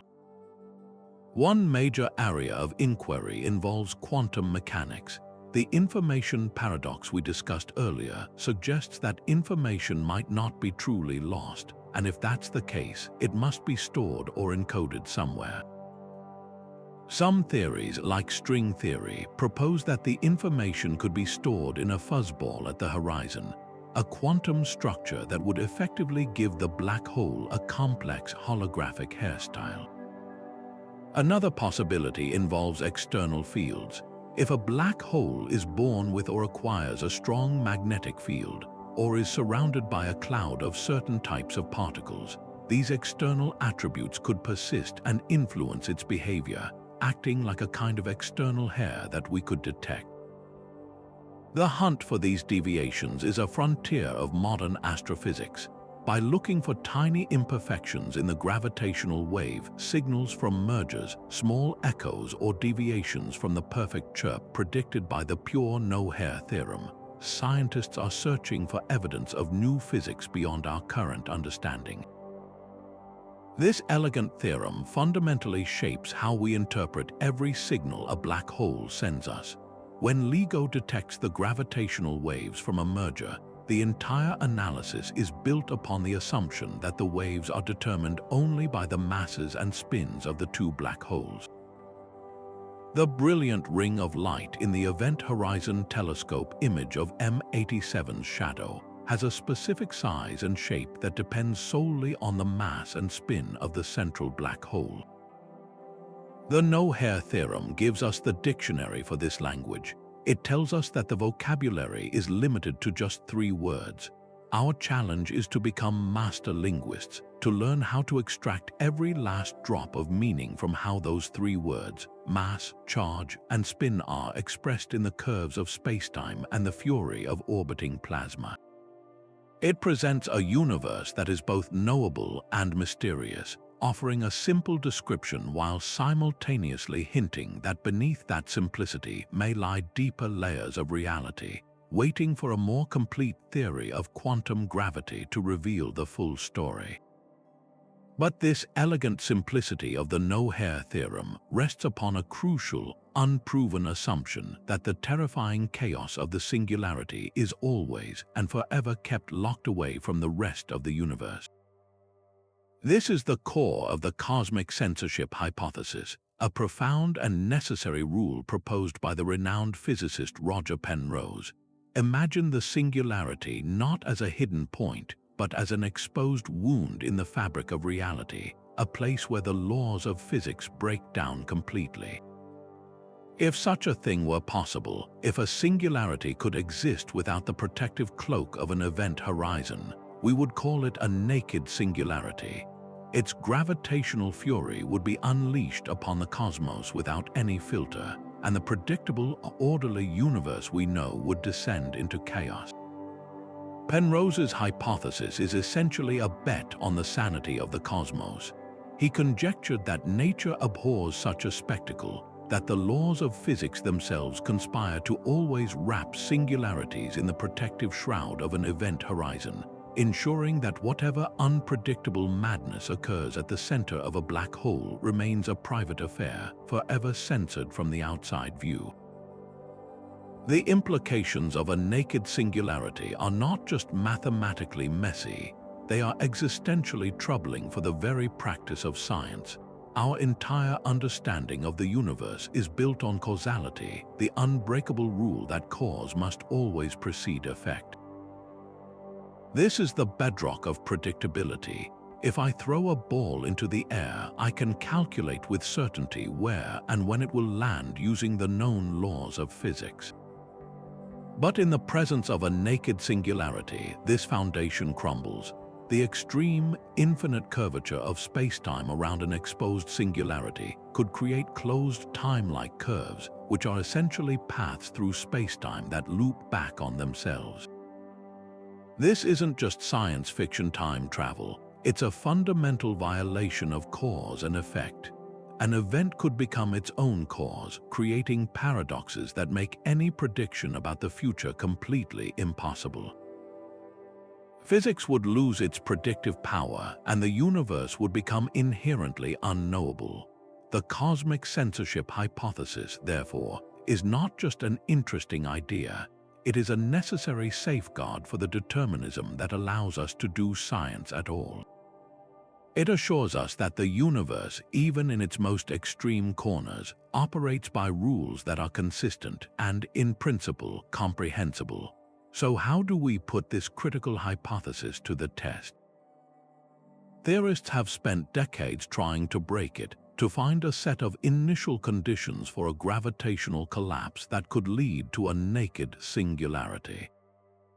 They have explored the collapse of unusually shaped matter, or dust clouds with specific types of rotation, searching for any mathematical loophole that might leave a singularity exposed. For the most part, general relativity has proven to be remarkably resilient, with the formation of an event horizon appearing to be the robust and natural outcome. However, the mathematics is so complex that a general proof for all possible scenarios remains one of the holy grails of theoretical physics. Observationally, the search is equally fierce. The Event Horizon Telescope's image of the black hole shadow in M87 was a powerful indirect validation. That dark central region is precisely the shadow of the event horizon, direct visual evidence that the singularity at the heart of that galaxy is indeed censored from our view. Furthermore, the clean, predictable signals from gravitational wave detections of black hole mergers are consistent with the objects involved being the well-behaved, horizon-clad black holes described by the No-Hair Theorem. We have not yet seen any astronomical event that behaves like a naked singularity, which is a strong point in favor of cosmic censorship. Ultimately, this idea elevates the event horizon from a mere boundary to a fundamental guardian of cosmic order.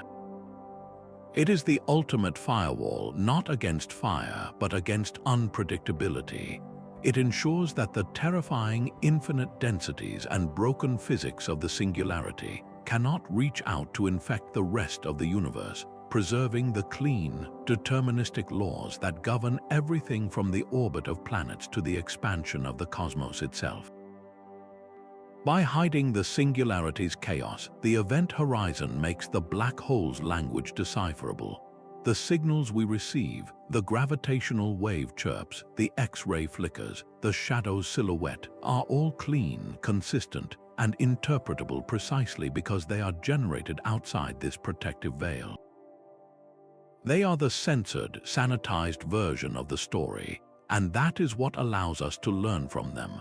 Confirming cosmic censorship is vital because it maintains the integrity of physics itself, ensuring that even in the face of infinite darkness, the universe remains a place of law and order, whose secrets we can continue to decode. Now, let's venture into one of the most mind-bending consequences of Einstein's universe: how black holes literally warp time itself. This isn't science fiction.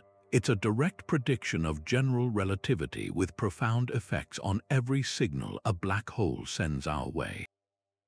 Imagine a simple thought experiment. We have two identical, incredibly precise clocks. We keep one safely here with us, far from any gravitational influence. The other, we have the nerve to lower on a cable slowly and carefully toward the event horizon of a black hole. From our safe vantage point, we watch the descending clock through a powerful telescope. As it gets closer to that point of no return, we would see something utterly bizarre. Its hands would appear to move slower and slower. Its digital readout would tick away at an ever-decreasing pace. It isn't malfunctioning. Time itself is flowing at a different rate for the clock deep within the black hole's gravitational well. This is gravitational time dilation in action. The immense gravity doesn't just bend space, it stretches time, causing it to pass more slowly for an object closer to the mass compared to one further away. This stretching of time directly warps the very signals we use to study black holes, starting with the most fundamental messenger, light. Picture a single atom in the superheated plasma of an accretion disk, just outside the event horizon. It gets excited and emits a photon of green light, a very specific frequency. That photon begins its journey outward, but it must climb out of the black hole's immense gravitational field. As it fights its way uphill, it loses energy. In the world of light, losing energy doesn't mean slowing down. Light always travels at the same speed. Instead, it means its wavelength gets longer, so that green photon, by the time it finally escapes and travels across the void to reach our telescopes, has been shifted down the color spectrum. It might arrive as a red photon or even an infrared one. This phenomenon is called gravitational redshift, and it's a direct and measurable effect of time dilation. The light from regions of intense gravity is systematically shifted to longer, redder wavelengths. The stronger the gravity, the greater the redshift. For an astronomer, this isn't a problem, it's a gift. By precisely measuring how much the light from the inner accretion disk has been redshifted, we can calculate the strength of the gravitational field at its source. This provides an independent way to estimate the black hole's mass and, crucially, how close that emitting material is to the event horizon, which in turn gives us clues about the black hole's spin. The effects extend beyond mere color changes. This temporal distortion also affects the perceived brightness and timing of events. A process that might take 1 second from the perspective of the gas swirling near the horizon could appear to be stretched out over many seconds from our distant view. Any flickering or flaring from the accretion disk would appear to happen in slow motion. A rapid burst of X-rays would be smeared out into a longer, dimmer pulse by the time it reached us.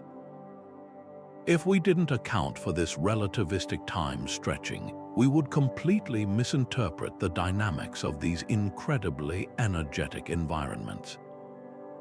We might think the processes are slower and less powerful than they truly are.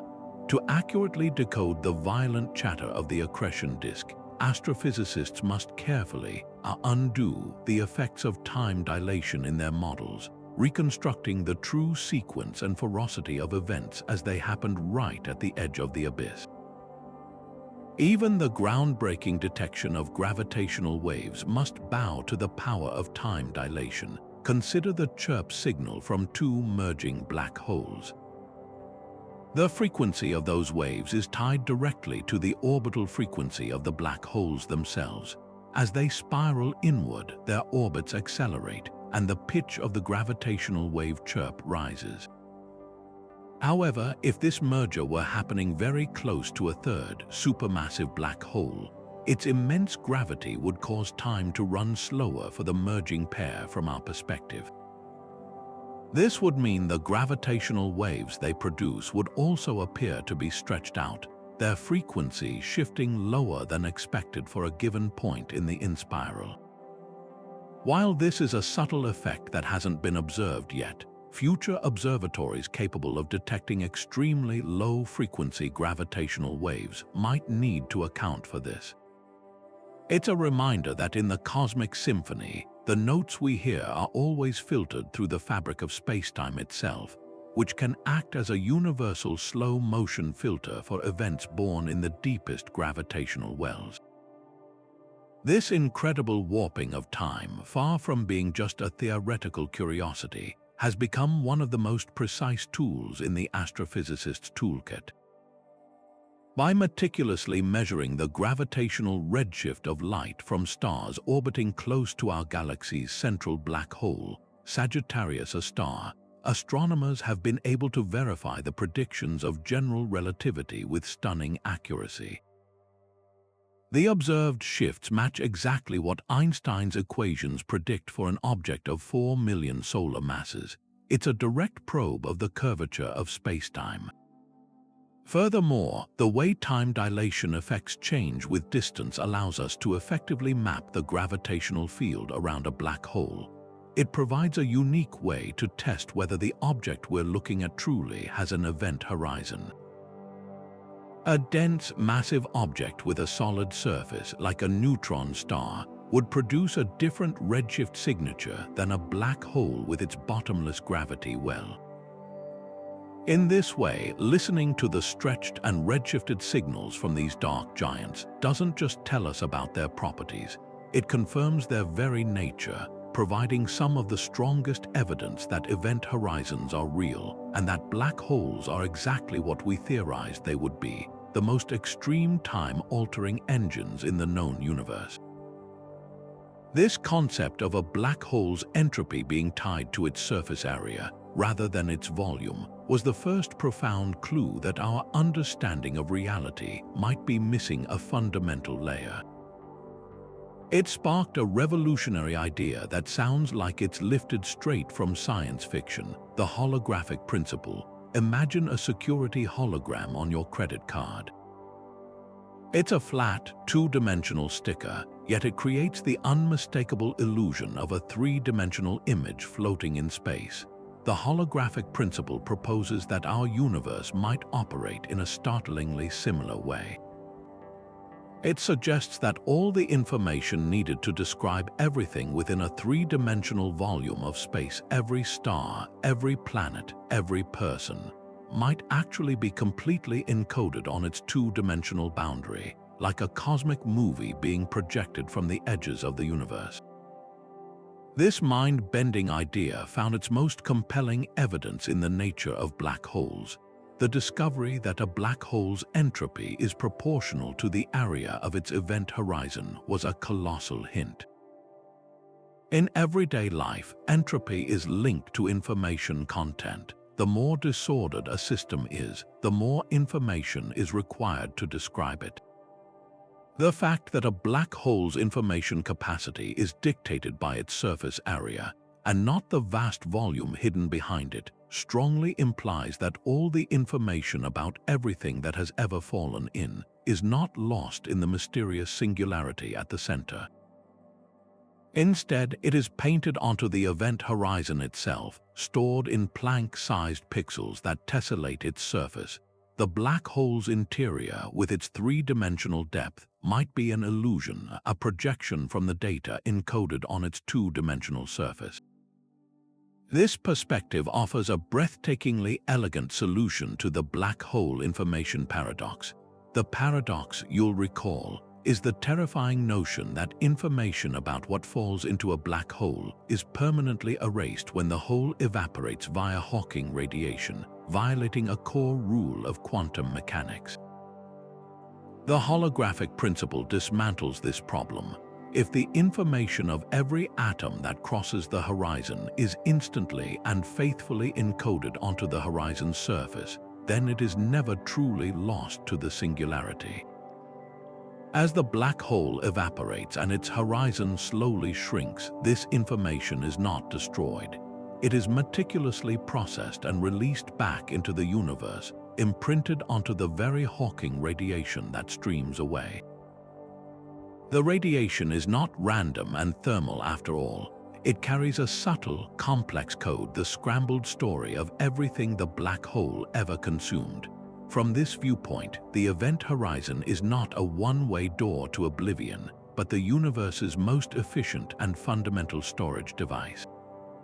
The implications of this principle stretch far beyond the fate of black holes, reaching into the very nature of reality itself. If a black hole, the most extreme gravitational object we know, can be described by a theory on its boundary, then perhaps our entire universe could be as well. This leads to the radical suggestion that the three-dimensional cosmos we experience, with its depth, its texture, and the passage of time, might be a grand holographic projection. The true, fundamental laws of physics might actually be written in a simpler, lower-dimensional language on some distant, two-dimensional surface that encompasses everything. We and everything we see would be a shimmering, dynamic illusion generated from that data, much like a character on a television screen is unaware that their entire existence is rendered from a stream of electronic code. Decoding the signals from black holes, therefore, might be our first direct line of sight into this deeper, simpler reality, where the complex language of gravity in three dimensions emerges from a more fundamental, perhaps quantum, theory written in two. It is a principle that turns our intuition inside out, suggesting that to truly understand the universe's deepest secrets, we must learn to read the writing on the wall. In the vast solitude of space, black holes are rarely truly alone. Many are born into or later find themselves in a dynamic partnership, locked in a gravitational dance with another massive object. These binary systems transform a solitary void into a cosmic duet of destruction and discovery, generating some of the most energetic and informative signals in the entire universe. The interactions within these pairs create a rich laboratory where we can observe black hole physics in action, from the gentle sip of stellar wind to the violent rip of tidal forces and the final crashing merger that shakes spacetime itself. The most common partnership forms through the life and death of a binary star system. Imagine two massive stars born together from the same cloud of gas, orbiting one another for millions of years. The more massive of the two lives its life faster, eventually exploding in a supernova. If the core left behind is greater than about 3 solar masses, it collapses into a black hole. If the supernova explosion is not too asymmetrical, meaning it doesn't give the system a powerful kick that sends the objects flying apart, the black hole can remain gravitationally bound to its surviving companion star. This sets the stage for a one-sided relationship. The black hole's immense gravity begins to pull material, or stellar wind, from the outer layers of its living companion. This stolen gas doesn't fall directly inward. Because the system is rotating, conservation of angular momentum forces the material to spiral in, forming a superheated, glowing structure around the black hole called an accretion disk. This process of mass transfer powers the brilliant and variable phenomena we call X-ray binaries. As the stolen gas from the companion star spirals down through the accretion disk, friction and gravitational shear heat it to temperatures of millions of degrees, causing it to blaze with high-energy X-rays. The intensity of this radiation isn't always steady. It often flickers, flares, and pulses in a rhythmic pattern. This variability is a treasure trove of information. The periodic dimming and brightening can precisely reveal the orbital period of the binary system, how long it takes for the two objects to complete one full dance around each other. By measuring the orbital characteristics of the visible star and applying Kepler's laws of motion, astronomers can calculate the mass of its invisible partner. If that mass is above 3 solar masses, the only possible conclusion is that it is a black hole. This is how the first black hole candidate, Cygnus X1, was identified. Discovered as a powerful source of X-rays in the constellation Cygnus, observations showed its visible supergiant companion was orbiting an invisible object with a mass far too great to be a neutron star, providing the first compelling evidence that black holes were not just theoretical curiosities but real objects in our cosmos. But these cosmic duets are not limited to pairs of a black hole and a star. Sometimes the companion star itself will also end its life in a supernova, potentially leaving behind a second black hole or a neutron star. This creates an even more extreme binary system, a black hole or black hole neutron star pair. In these dark partnerships, there is no stellar wind to feed an accretion disk and produce X-rays. For a long time, these systems would have been completely invisible to us. That changed with the advent of gravitational wave astronomy. These binaries lose energy through the constant emission of gravitational waves, causing their orbits to slowly decay over eons until they finally spiral together and merge in a catastrophic event. The landmark detection of GW 170817 in 2017 opened a new chapter. While it was a neutron star merger that also produced a spectacular electromagnetic counterpart, it proved our ability to detect these incredible collisions. The subsequent detection of a clear black hole neutron star merger showed us the final moment of such a partnership, where the black hole's tidal forces likely ripped the neutron star apart before consuming it, a violent process that can be read in the unique signature of the gravitational wave Chirp. These binary systems are more than just spectacular light shows. They are unparalleled natural laboratories. The intense gravitational fields and high-energy environment around a black hole in a binary allow us to test the predictions of general relativity under conditions that are impossible to replicate on Earth.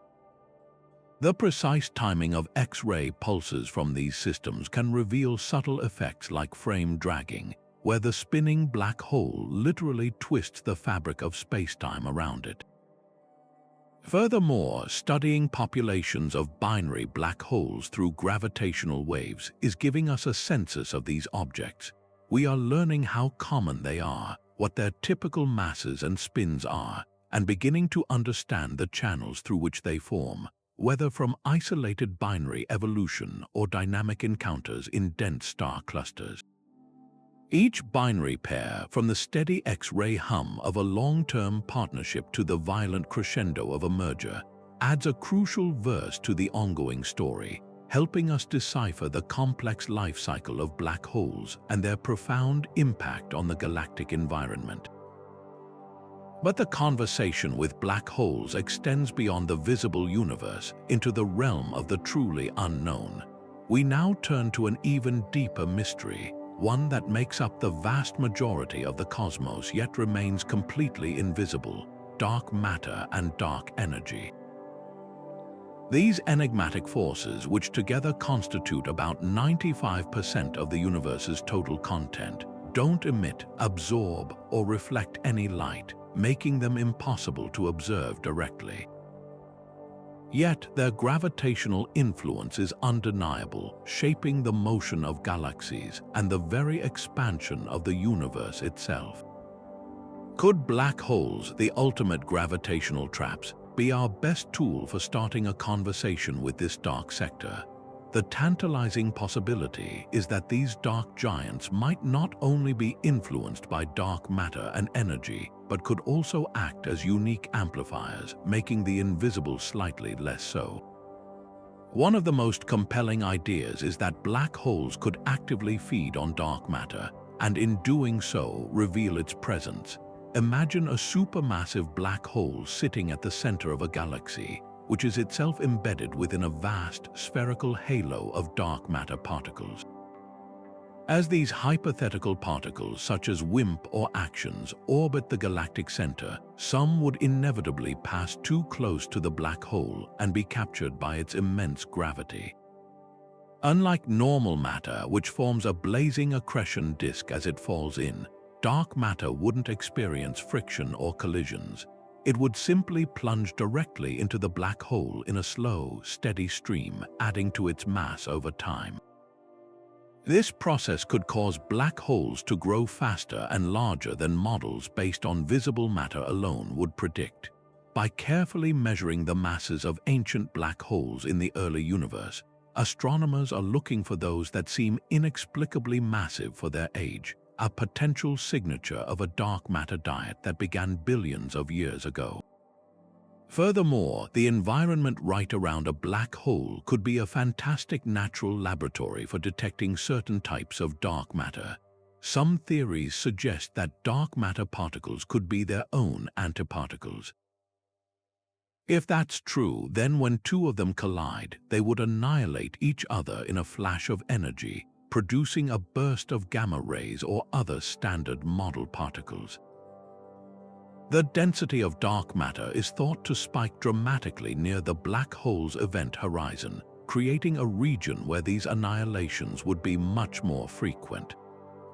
Telescopes are actively scanning the areas around supermassive black holes, like Sagittarius, a star at our galaxy's center, searching for an unexplained, persistent glow of high-energy radiation that could be the telltale sign of dark matter meeting its end at the precipice of the abyss.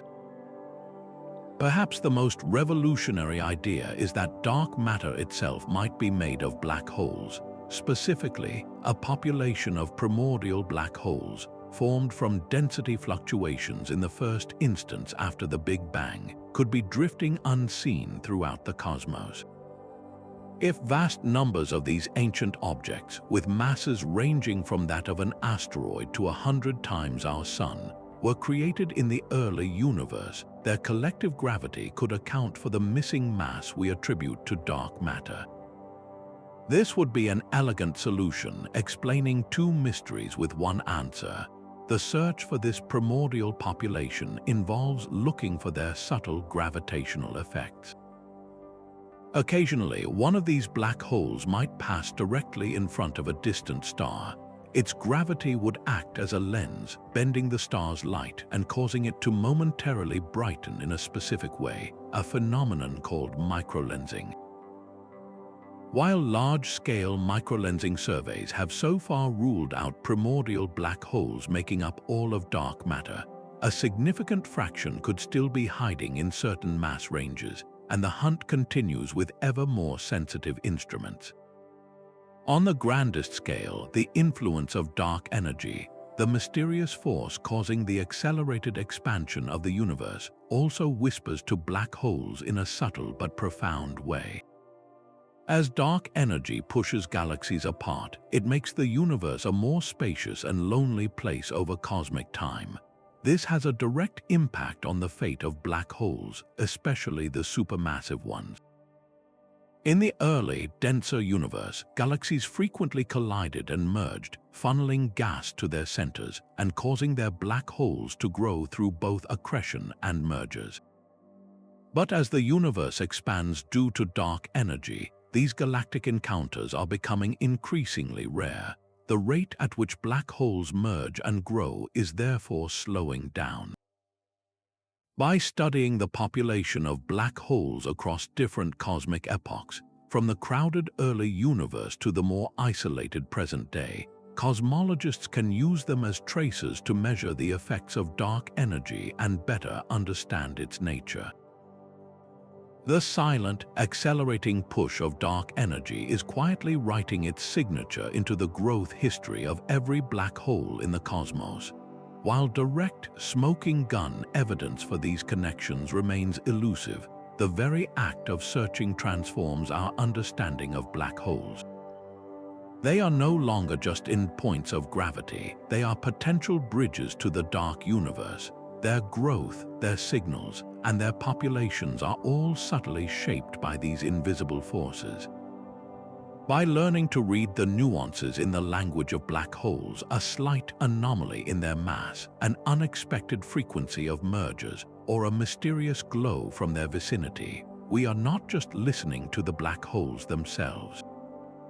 We are eavesdropping on a much broader cosmic dialogue, one that involves the dominant yet hidden components of reality.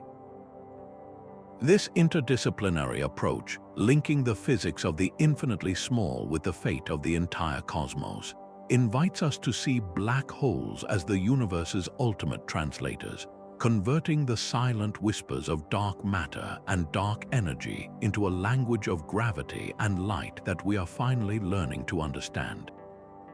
But our exploration of black holes doesn't stop at the edges of our own universe. Some of the most thrilling and speculative ideas in all of physics suggest that these cosmic gateways might be our first connection to realities entirely beyond our own, a potential bridge to the multiverse. This concept pushes the boundaries of known science into the realm of elegant hypothesis, where the mind-bending mathematics of general relativity and quantum mechanics intersect with our deepest questions about existence. The foundation for this incredible idea often rests on a theoretical structure known as a wormhole, sometimes called an Einstein-Rosen bridge. Within the equations of general relativity, a solution exists that describes a tunnel-like shortcut through spacetime, connecting two distant points or perhaps even two separate universes. The entrance to such a tunnel, according to the theory, would look remarkably similar to a black hole. The intense gravitational forces at the mouth of a wormhole would create an event horizon, a point of no return, just like a standard black hole. The critical difference lies in what happens inside. Instead of terminating at a crushing singularity, this tunnel could theoretically remain open, providing a stable passageway to another location in space-time or to an entirely different cosmic realm altogether. The challenge, of course, is that the equations show these wormholes would be incredibly unstable. They would snap shut in an instant unless propped open by a form of matter with negative energy density, something we have not yet discovered or conclusively observed in nature. This is where the frontiers of quantum physics offer a tantalizing possibility. The bizarre phenomenon of quantum fluctuations, which allows for temporary violations of energy conservation, might provide the necessary exotic matter to stabilize a wormhole for a brief moment, long enough for something or some information to potentially pass through. Another profound connection between black holes and the multiverse concept arises from a groundbreaking idea known as the ER=EPR Conjecture. Proposed by physicists Juan Maldacena and Leonard Susskind, this theory offers a breathtakingly elegant connection between two seemingly unrelated concepts, wormholes and quantum entanglement. In the language of physics, refers to the Einstein-Rosen bridge or wormhole, while EPR stands for Einstein, Podolsky, and Rosen, who first highlighted the strange, spooky action at a distance of quantum entanglement. The conjecture proposes that these two ideas are not just analogous, they are fundamentally the same thing described in different languages. It suggests that two particles that are entangled whose fates are mysteriously linked across any distance might actually be connected by a microscopic wormhole, a tiny bridge in the fabric of spacetime. If this is true, then every time we create entangled particles in a lab, we might be inadvertently forging a minuscule tunnel through the multiverse. Scaling this idea up leads to an even more staggering possibility that the interior of a black hole might not end at a singularity, but could instead be a wormhole gateway to another universe or a different region of our own. This would mean that the information swallowed by a black hole isn't destroyed. It's simply transmitted elsewhere, providing a potential and elegant solution to the information paradox that has troubled physicists for decades. If such incredible connections do exist, what kind of signals might they produce? How could we possibly detect a whisper from another universe? Theorists suggest that a black hole acting as a portal might leave subtle fingerprints that deviate from the predictions of standard black hole models. For instance, the process of matter falling into a black hole that harbors a wormhole might produce a distinct signature in the gravitational waves we detect. The chirp from such a merger might have faint echoes or a specific ring-down pattern that differs from a merger involving a standard black hole with a singularity. These echoes would be caused by gravitational waves bouncing around the unusual geometry of the wormhole throat before escaping. Similarly, the accretion disk of matter swirling around a black hole with a tunnel at its center might exhibit unusual energy signatures or patterns of variability. The way light is lensed around the black hole's shadow, as seen by the Event Horizon Telescope, might also show subtle anomalies if the interior structure isn't a standard singularity. Some models even suggest that the spontaneous creation of a wormhole could produce a burst of high-energy radiation or a specific type of gravitational wave signal, unlike any produced by known astrophysical events. These potential signals are the subject of intense and active research, with scientists meticulously scouring data from LIGO, Virgo, and other observatories for any anomaly that could be the first hint of a connection to another reality. The greatest challenge in exploring these ideas is, of course, the profound inaccessibility of a black hole's interior. The event horizon is the ultimate veil, shielding the secrets within from any direct observation. We cannot send a probe inside. Anything that crosses that boundary is lost to our universe forever, its data never to be retrieved. This forces physicists to be incredibly clever, relying entirely on indirect evidence and theoretical consistency. Any potential signal would be incredibly faint, buried in noise, and would require extraordinary evidence to confirm. Furthermore, the mathematics involved in describing wormholes and multiverse connections are often at the very limit of our current understanding, requiring advanced concepts from string theory and quantum gravity that are themselves not yet fully tested. This means that while the ideas are mathematically sound and intellectually compelling, they currently reside in the domain of theoretical speculation rather than observational science.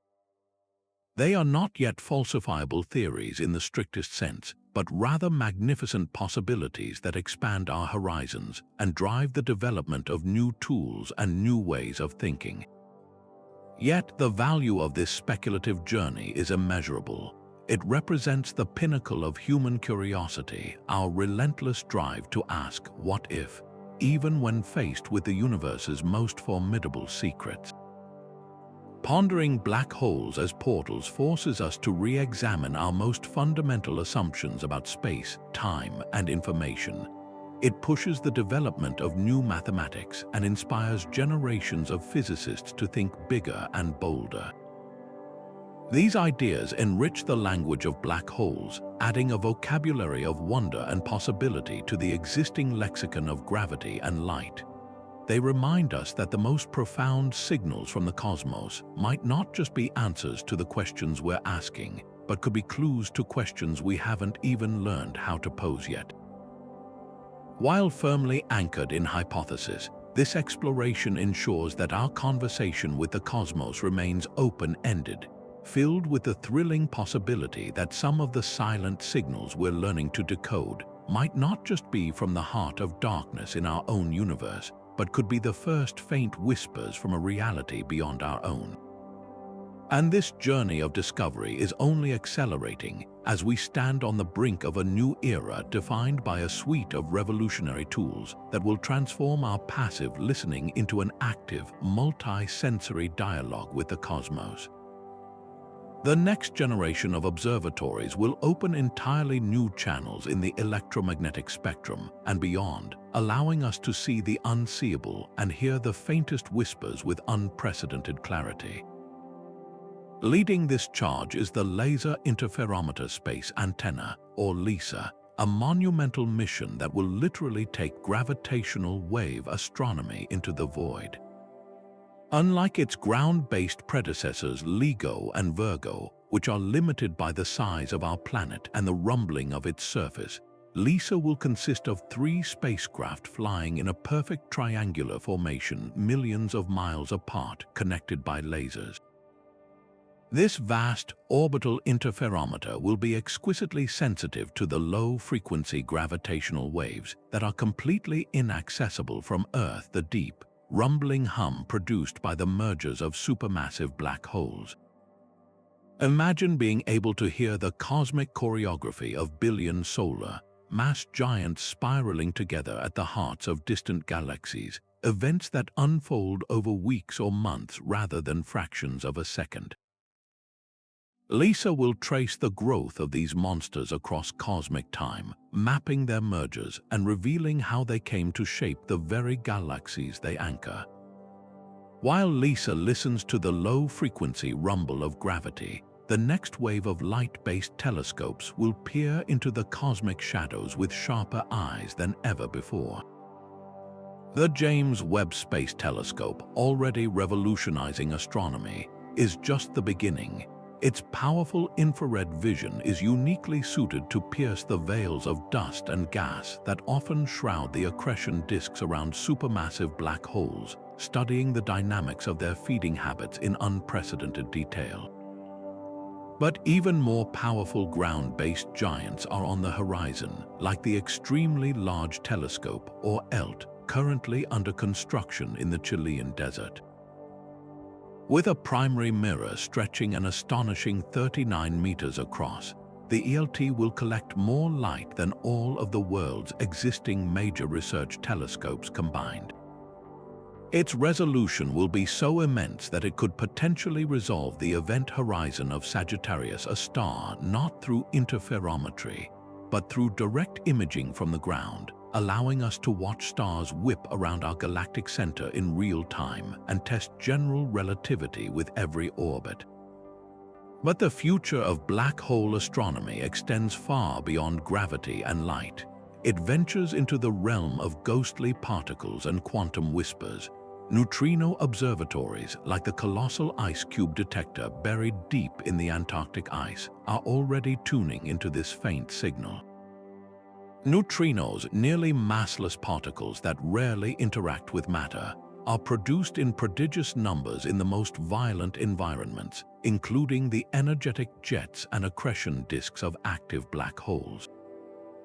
Because they travel in straight lines from their source, unaffected by magnetic fields, a neutrino detected here on Earth can point directly back to the black hole that created it, acting as a perfect cosmic messenger.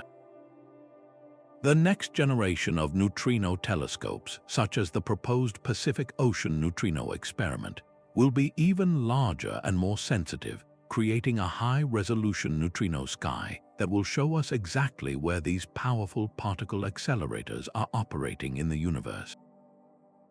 Perhaps the most tantalizing frontier is the direct detection of Hawking radiation. For decades, this quantum whisper has been a theoretical prediction, far too faint to measure from an astrophysical black hole. But physicists are devising ingenious laboratory-scale experiments to create analog black holes using supercooled fluids or specialized materials where sound or light waves can be trapped, mimicking an event horizon. In these controlled settings, they hope to observe the spontaneous creation of Hawking radiation and confirm its thermal properties, providing the first experimental validation of this profound link between gravity, quantum mechanics, and thermodynamics. Success would not only be a monumental triumph for theoretical physics, but would also open the door to using this phenomenon as a standard tool for probing the quantum nature of spacetime itself. The convergence of these technologies, space-based gravitational wave detectors, colossal telescopes, neutrino observatories, and quantum analog experiments, heralds the dawn of multi-messenger astronomy at its most powerful. We will no longer be studying a single signal from a black hole. We will be observing the same event through gravity, light, and particles simultaneously, cross-referencing each message to build a complete and unambiguous picture. This holistic approach will allow for precision tests of general relativity under conditions Einstein could never have imagined, potentially revealing the subtle cracks where his theory breaks down and quantum gravity must take over. We will move from simply confirming the existence of black holes to meticulously categorizing their populations, understanding their life cycles, and perhaps even directly testing the fundamental tenets of the information paradox and the holographic principle. The silent language of black holes, once a faint and indecipherable murmur, is about to become a rich, multi-layered conversation, and we are finally building the ears to understand every word. Yet this journey into the abyss does more than just expand our technical capabilities. It profoundly reshapes our very understanding of reality and our place within it. Decoding the language of black holes forces us to confront deep philosophical questions that have puzzled humanity for centuries. What is the true nature of time when we see it stretched to a near standstill at the event horizon? Does the apparent loss of information within a black hole challenge our fundamental belief in a deterministic universe where every effect has a cause and nothing is truly random? The singularity presents perhaps the ultimate boundary of human knowledge, a point where our current laws of physics break down completely, reminding us that for all our brilliance, there are frontiers beyond which science cannot yet see, instilling a necessary humility in the face of cosmic mystery. These explorations ripple through our culture and philosophy, challenging our perception of reality itself. The holographic principle, inspired by black hole thermodynamics, suggests that our three-dimensional universe might be a projection from a two-dimensional surface, fundamentally questioning the nature of existence. The study of black holes has become a powerful catalyst for interdisciplinary dialogue, connecting physicists with philosophers, artists, and theologians in conversations about creation, infinity, and the very meaning of existence. Artists create stunning visualizations of these invisible objects. Musicians compose symphonies inspired by gravitational waves, and writers craft narratives about journeys to the edge of spacetime, all inspired by these cosmic mysteries. This cultural resonance demonstrates how black holes have transcended their astronomical origins to become powerful symbols in our collective imagination, representing both the ultimate unknown and humanity's relentless drive to understand it. Perhaps most importantly, this quest fosters a profound sense of cosmic connection. In learning to interpret the silent signals from these distant giants, we are ultimately learning about the fundamental laws that govern everything, from the motion of galaxies to the behavior of subatomic particles. The same physics that describes the warping of spacetime around a black hole also influences the GPS signals that guide our daily travel. The quantum processes that may explain Hawking radiation are related to technologies that might power quantum computers. This interconnectedness reveals a universe that is not a collection of separate phenomena but a unified whole, where the most extreme and distant objects are governed by the same rules as the most mundane aspects of our everyday lives. In listening to black holes, we are not just studying distant curiosities, we are holding up a mirror to the universe and seeing our own reflection, discovering that in seeking to understand the cosmos, we are ultimately seeking to understand ourselves and our place in this vast, beautiful, and mysterious reality. But this incredible journey of discovery isn't just for scientists in ivory towers. It's a story that belongs to all of us. The language of black holes, with its complex equations and bizarre physics, might seem like an exclusive dialect, but a powerful movement is underway to translate it for everyone. This mission of educational outreach is absolutely vital. When we make these cosmic mysteries accessible, we do more than just share fun facts. We build a bridge between the cutting edge of human knowledge and the public curiosity that ultimately funds and supports it. Think of the global excitement in April 2019, when the Event Horizon Telescope collaboration unveiled that now iconic image of the glowing ring and dark shadow in the galaxy M87. It wasn't just a scientific breakthrough, it was a cultural moment. That single picture, shared and discussed on news channels and social media platforms across the world, made an abstract concept tangible. It transformed black holes from terrifying sci-fi monsters into real, measurable objects of beauty and wonder. That surge of public fascination is a powerful force. It translates into increased support for government funding of basic research, inspires charitable donations to scientific institutions, and encourages young minds to pursue studies in physics and engineering. To nurture this connection, scientists and educators have become master storytellers, employing a dazzling array of tools to make the unimaginable relatable. Planetarium shows are no longer simple star projections. They are immersive, full-dome experiences that use supercomputer simulations to fly audiences through a warped space-time landscape, visually demonstrating how gravity bends light around an invisible object. Documentaries, armed with breathtaking CGI based on real scientific models, take viewers on a journey to the accretion disk's edge, making them feel the ferocious energy and witness the birth of relativistic jets. Perhaps the most powerful tool, however, is the humble analogy, explaining an event horizon by comparing it to a river's current flowing faster than you can swim, makes the point of no return instantly understandable. Describing spacetime as a flexible rubber sheet that massive objects dent creates a mental model for gravity that anyone can grasp. These translations are not dumbing down the science. They are finding the universal human experiences that can serve as stepping stones to a deeper comprehension. The most engaging outreach initiatives often break down the fourth wall, inviting the public to become active participants in the discovery process. Citizen science projects have emerged as a brilliant way to achieve this.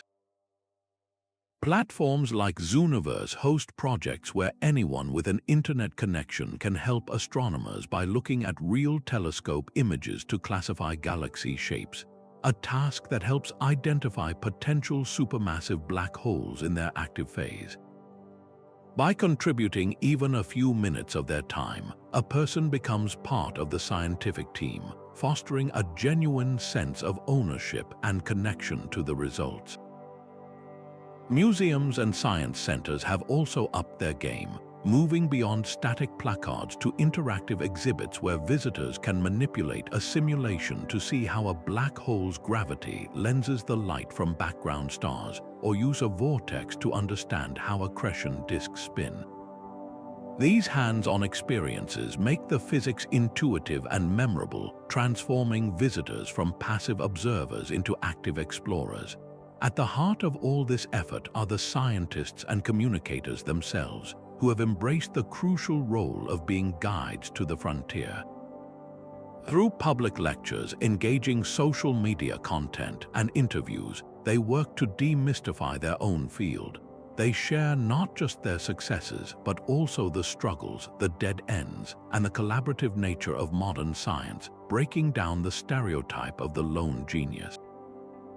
This humanizes the entire endeavor, showing that science is a process of relentless curiosity, not a set of immutable facts. By patiently explaining their work, they empower people with the vocabulary to join the conversation, proving that you don't need a PhD to appreciate the poetry of a gravitational wave or the profound implications of the information paradox. This engagement is an investment in the future. The child who is mesmerized by a planetarium show today might be the graduate student analyzing Lisa data 20 years from now. By translating the silent signals from the cosmos into relatable stories of exploration and wonder, we do more than just educate. We inspire a new generation to look up at the darkness and see not emptiness, but a universe brimming with questions waiting to be answered. Of all the cosmic entities we've explored, perhaps none is more shrouded in myth and misunderstanding than the black hole. Popular culture has painted them as relentless, all-consuming monsters, cosmic vacuum cleaners roaming the universe, sucking in everything in their path. But this is perhaps the most common and important misconception to clear up. A black hole does not possess some magical, active sucking force. Its power is gravity, pure and simple, and it behaves exactly like the gravity of any other massive object, just taken to an extreme. Think of our Sun. Its gravity holds the planets in their stable orbits. If you were to replace our Sun with a black hole of exactly the same mass, something truly fascinating would happen. The Earth and all the other planets would not be instantly vacuumed up. They would continue to orbit this new, dark center of mass in exactly the same paths they do now, because the gravitational pull at their distance would be identical. The terrifying difference, of course, is that there would be no light, no heat, and any spacecraft that ventured too close would face a very different fate. A black hole's danger zone is not infinite. It is hyper-localized to the region immediately surrounding its event horizon. An object must pass within a critical distance where the escape velocity exceeds the speed of light to be captured. From afar, a black hole's gravity is no more sucky than that of a star or a planet. It simply follows the rules laid down by Newton and Einstein, where the force weakens with the square of the distance. Understanding this transforms the black hole from a mindless devourer into a precise gravitational object. Its influence powerful but bound by the same physics that governs the orbit of the Moon around the Earth. This leads directly to another pervasive fear, the idea that a rogue black hole could one day wander into our solar system and devour Earth, or even that they pose an existential threat to the entire universe. Let's put these fears to rest with some cosmic perspective. The nearest known black hole is believed to be over 1,500 light-years away.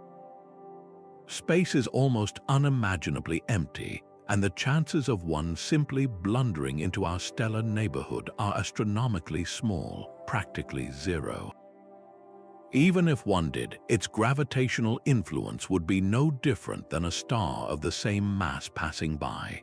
Such a stellar flyby would certainly wreak havoc on planetary orbits, potentially flinging Earth out into the cold of interstellar space, but it wouldn't involve the planet being sucked in.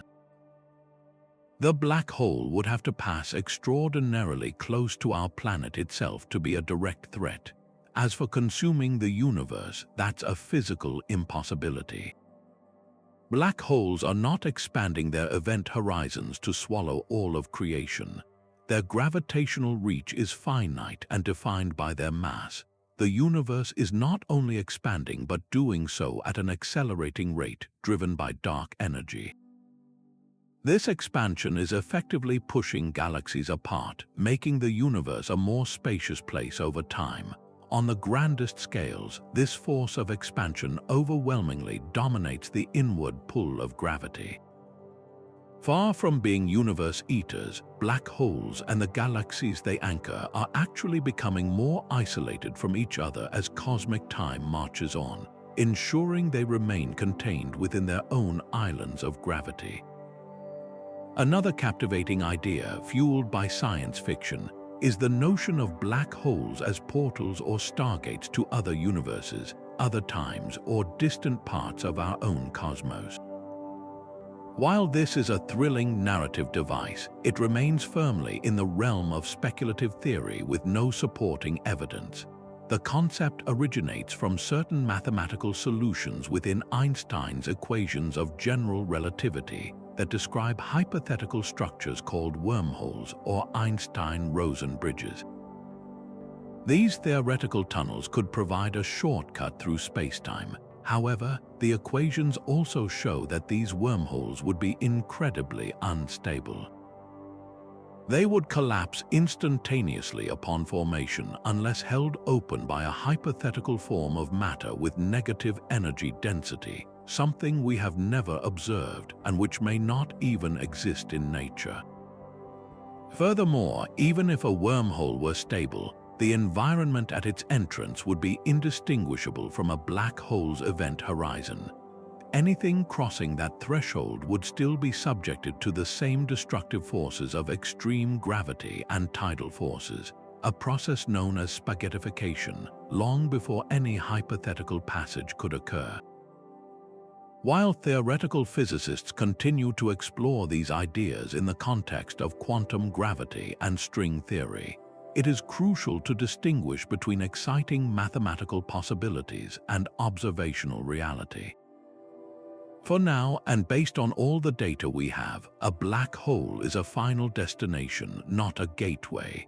Its mystery lies in what it tells us about the laws of physics in their most extreme form, not in where it might physically transport matter. Even our understanding of how black holes are born can be oversimplified. The classic story is that they form when a very massive star goes supernova, blasting its outer layers into space while its core collapses. While this is a primary pathway for stellar mass black holes, it is not the only one. In the dense, crowded environments of globular star clusters or the early universe, direct collapse could occur. Here, immense clouds of gas could collapse under their own weight without ever triggering a supernova explosion, potentially forming a black hole directly. Furthermore, black holes can grow and be created through mergers. The gravitational wave signals detected by LIGO and Virgo have revealed black holes of masses that are somewhat puzzling. Some are too heavy to have easily formed from a single collapsing star, suggesting they themselves may be the product of previous mergers, building up their mass over time through a series of cosmic collisions. This reveals a more complex and varied family tree for black holes than a simple one-to-one relationship with supernova.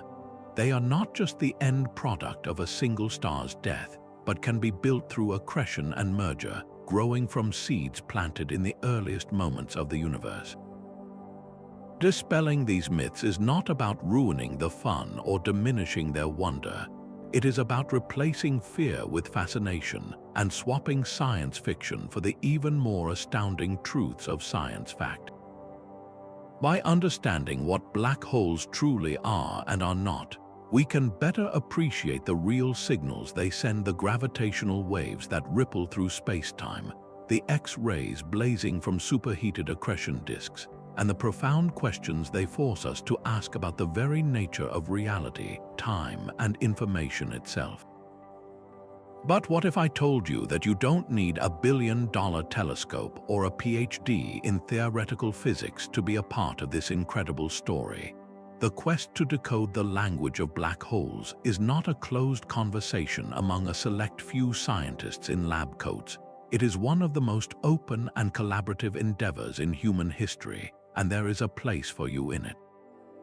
Imagine being able to look at real data from a space telescope and knowing that your eyes might be the first to spot the subtle signs of a supermassive black hole feasting at the heart of a distant galaxy. This is the world of citizen science, where platforms like Zooniverse connect the curiosity of the global public with the vast datasets that professional researchers simply don't have the manpower to analyze alone. Projects like Galaxy Zoo have been running for years, inviting volunteers to classify the shapes of millions of galaxies.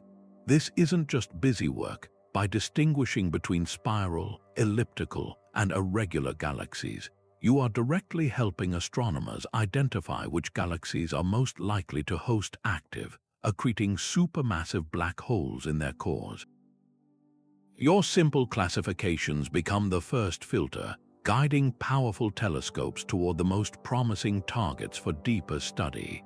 Every click contributes to a collective human effort, a distributed network of discovery where anyone with an internet connection and a sense of wonder can become a vital part of the scientific process. Your journey doesn't have to stop at classifying images. The universe is broadcasting data in real time, and you can tune in from your living room. Major observatories and space telescopes often have public-facing websites where you can follow the latest observations.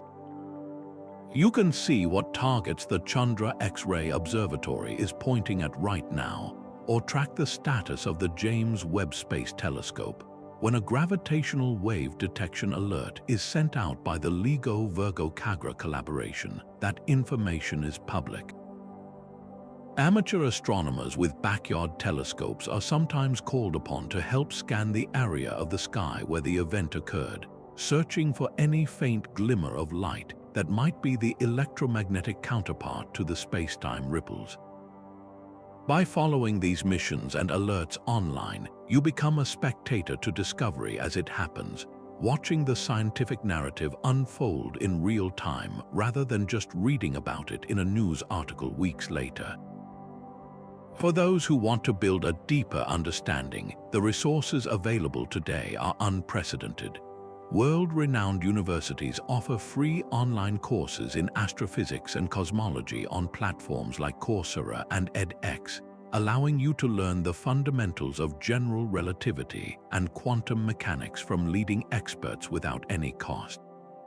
If you're more hands-on, incredible smartphone apps can turn your device into a portable planetarium.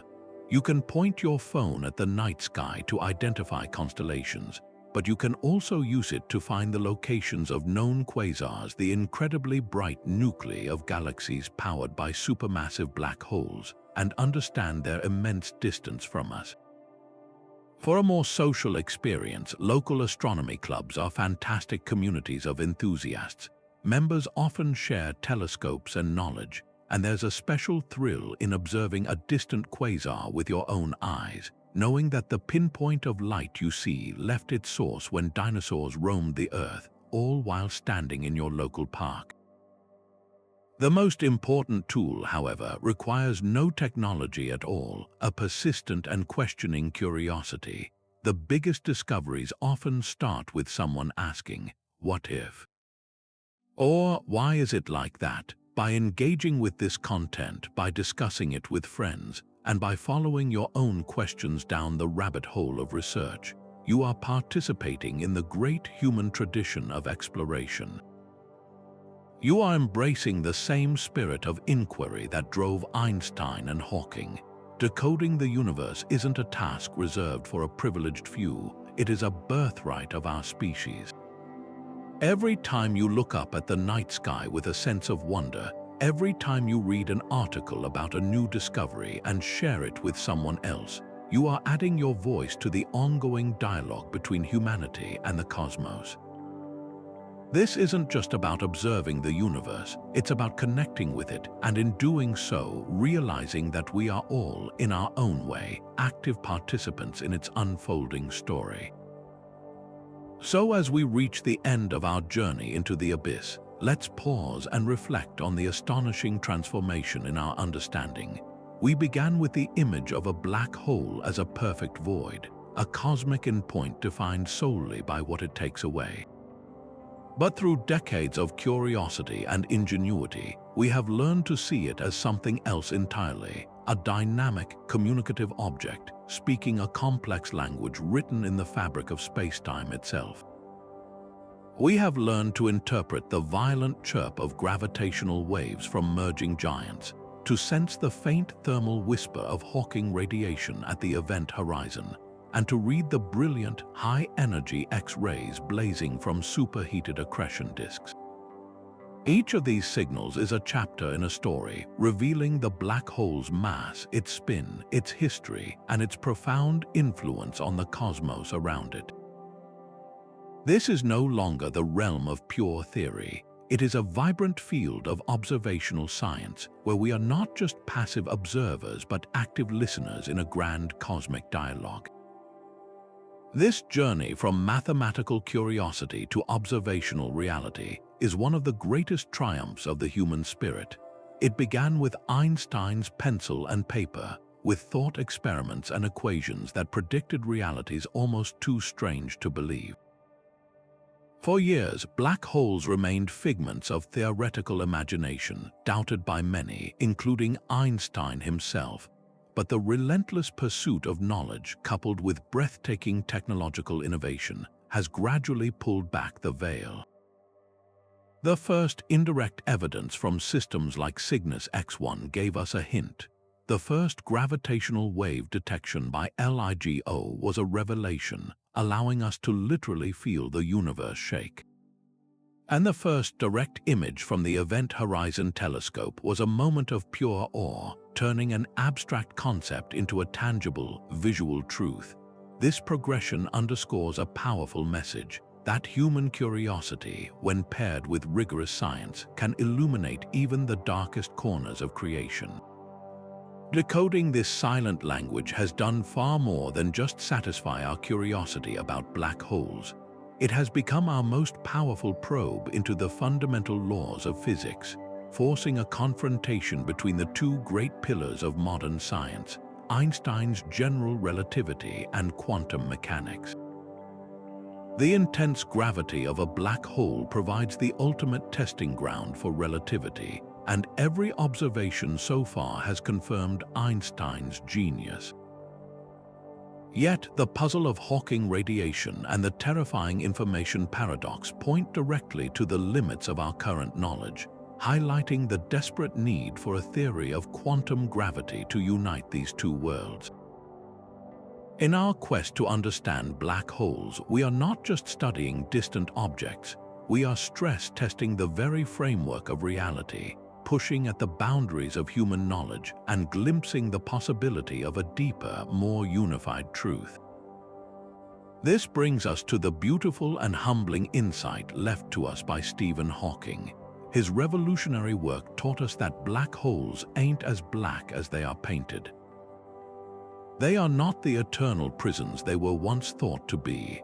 That faint glow of radiation means they have a temperature, a life cycle, and a dynamic nature. It means that even from the most absolute darkness, something can emerge. Information, energy, and light can escape, not in spite of the laws of physics, but because of them. Hawking's words are a metaphor for the scientific endeavor itself. They remind us that no mystery is too deep, no void too dark, that it cannot be illuminated by the persistent light of human inquiry. What was once a symbol of finality and oblivion is now a beacon, guiding us toward a more profound understanding of the universe. The conversation is far from over. With every question we answer, new and more fascinating puzzles emerge. The true nature of the singularity, the resolution of the information paradox, the potential connection to dark matter, and even the multiverse. These are the frontiers waiting for the next generation of explorers. And this is where you come in. Your curiosity is the most important tool in this ongoing discovery. Keep asking questions, keep looking up, and keep wondering. Share your thoughts and your own theories in the comments below. Let's build a community dedicated to cosmic wonder. If you've enjoyed this deep dive into the language of black holes, make sure to subscribe and hit the notification bell so you don't miss our next journey to the frontiers of space and physics. The universe has been speaking to us for billions of years. We are only just beginning to learn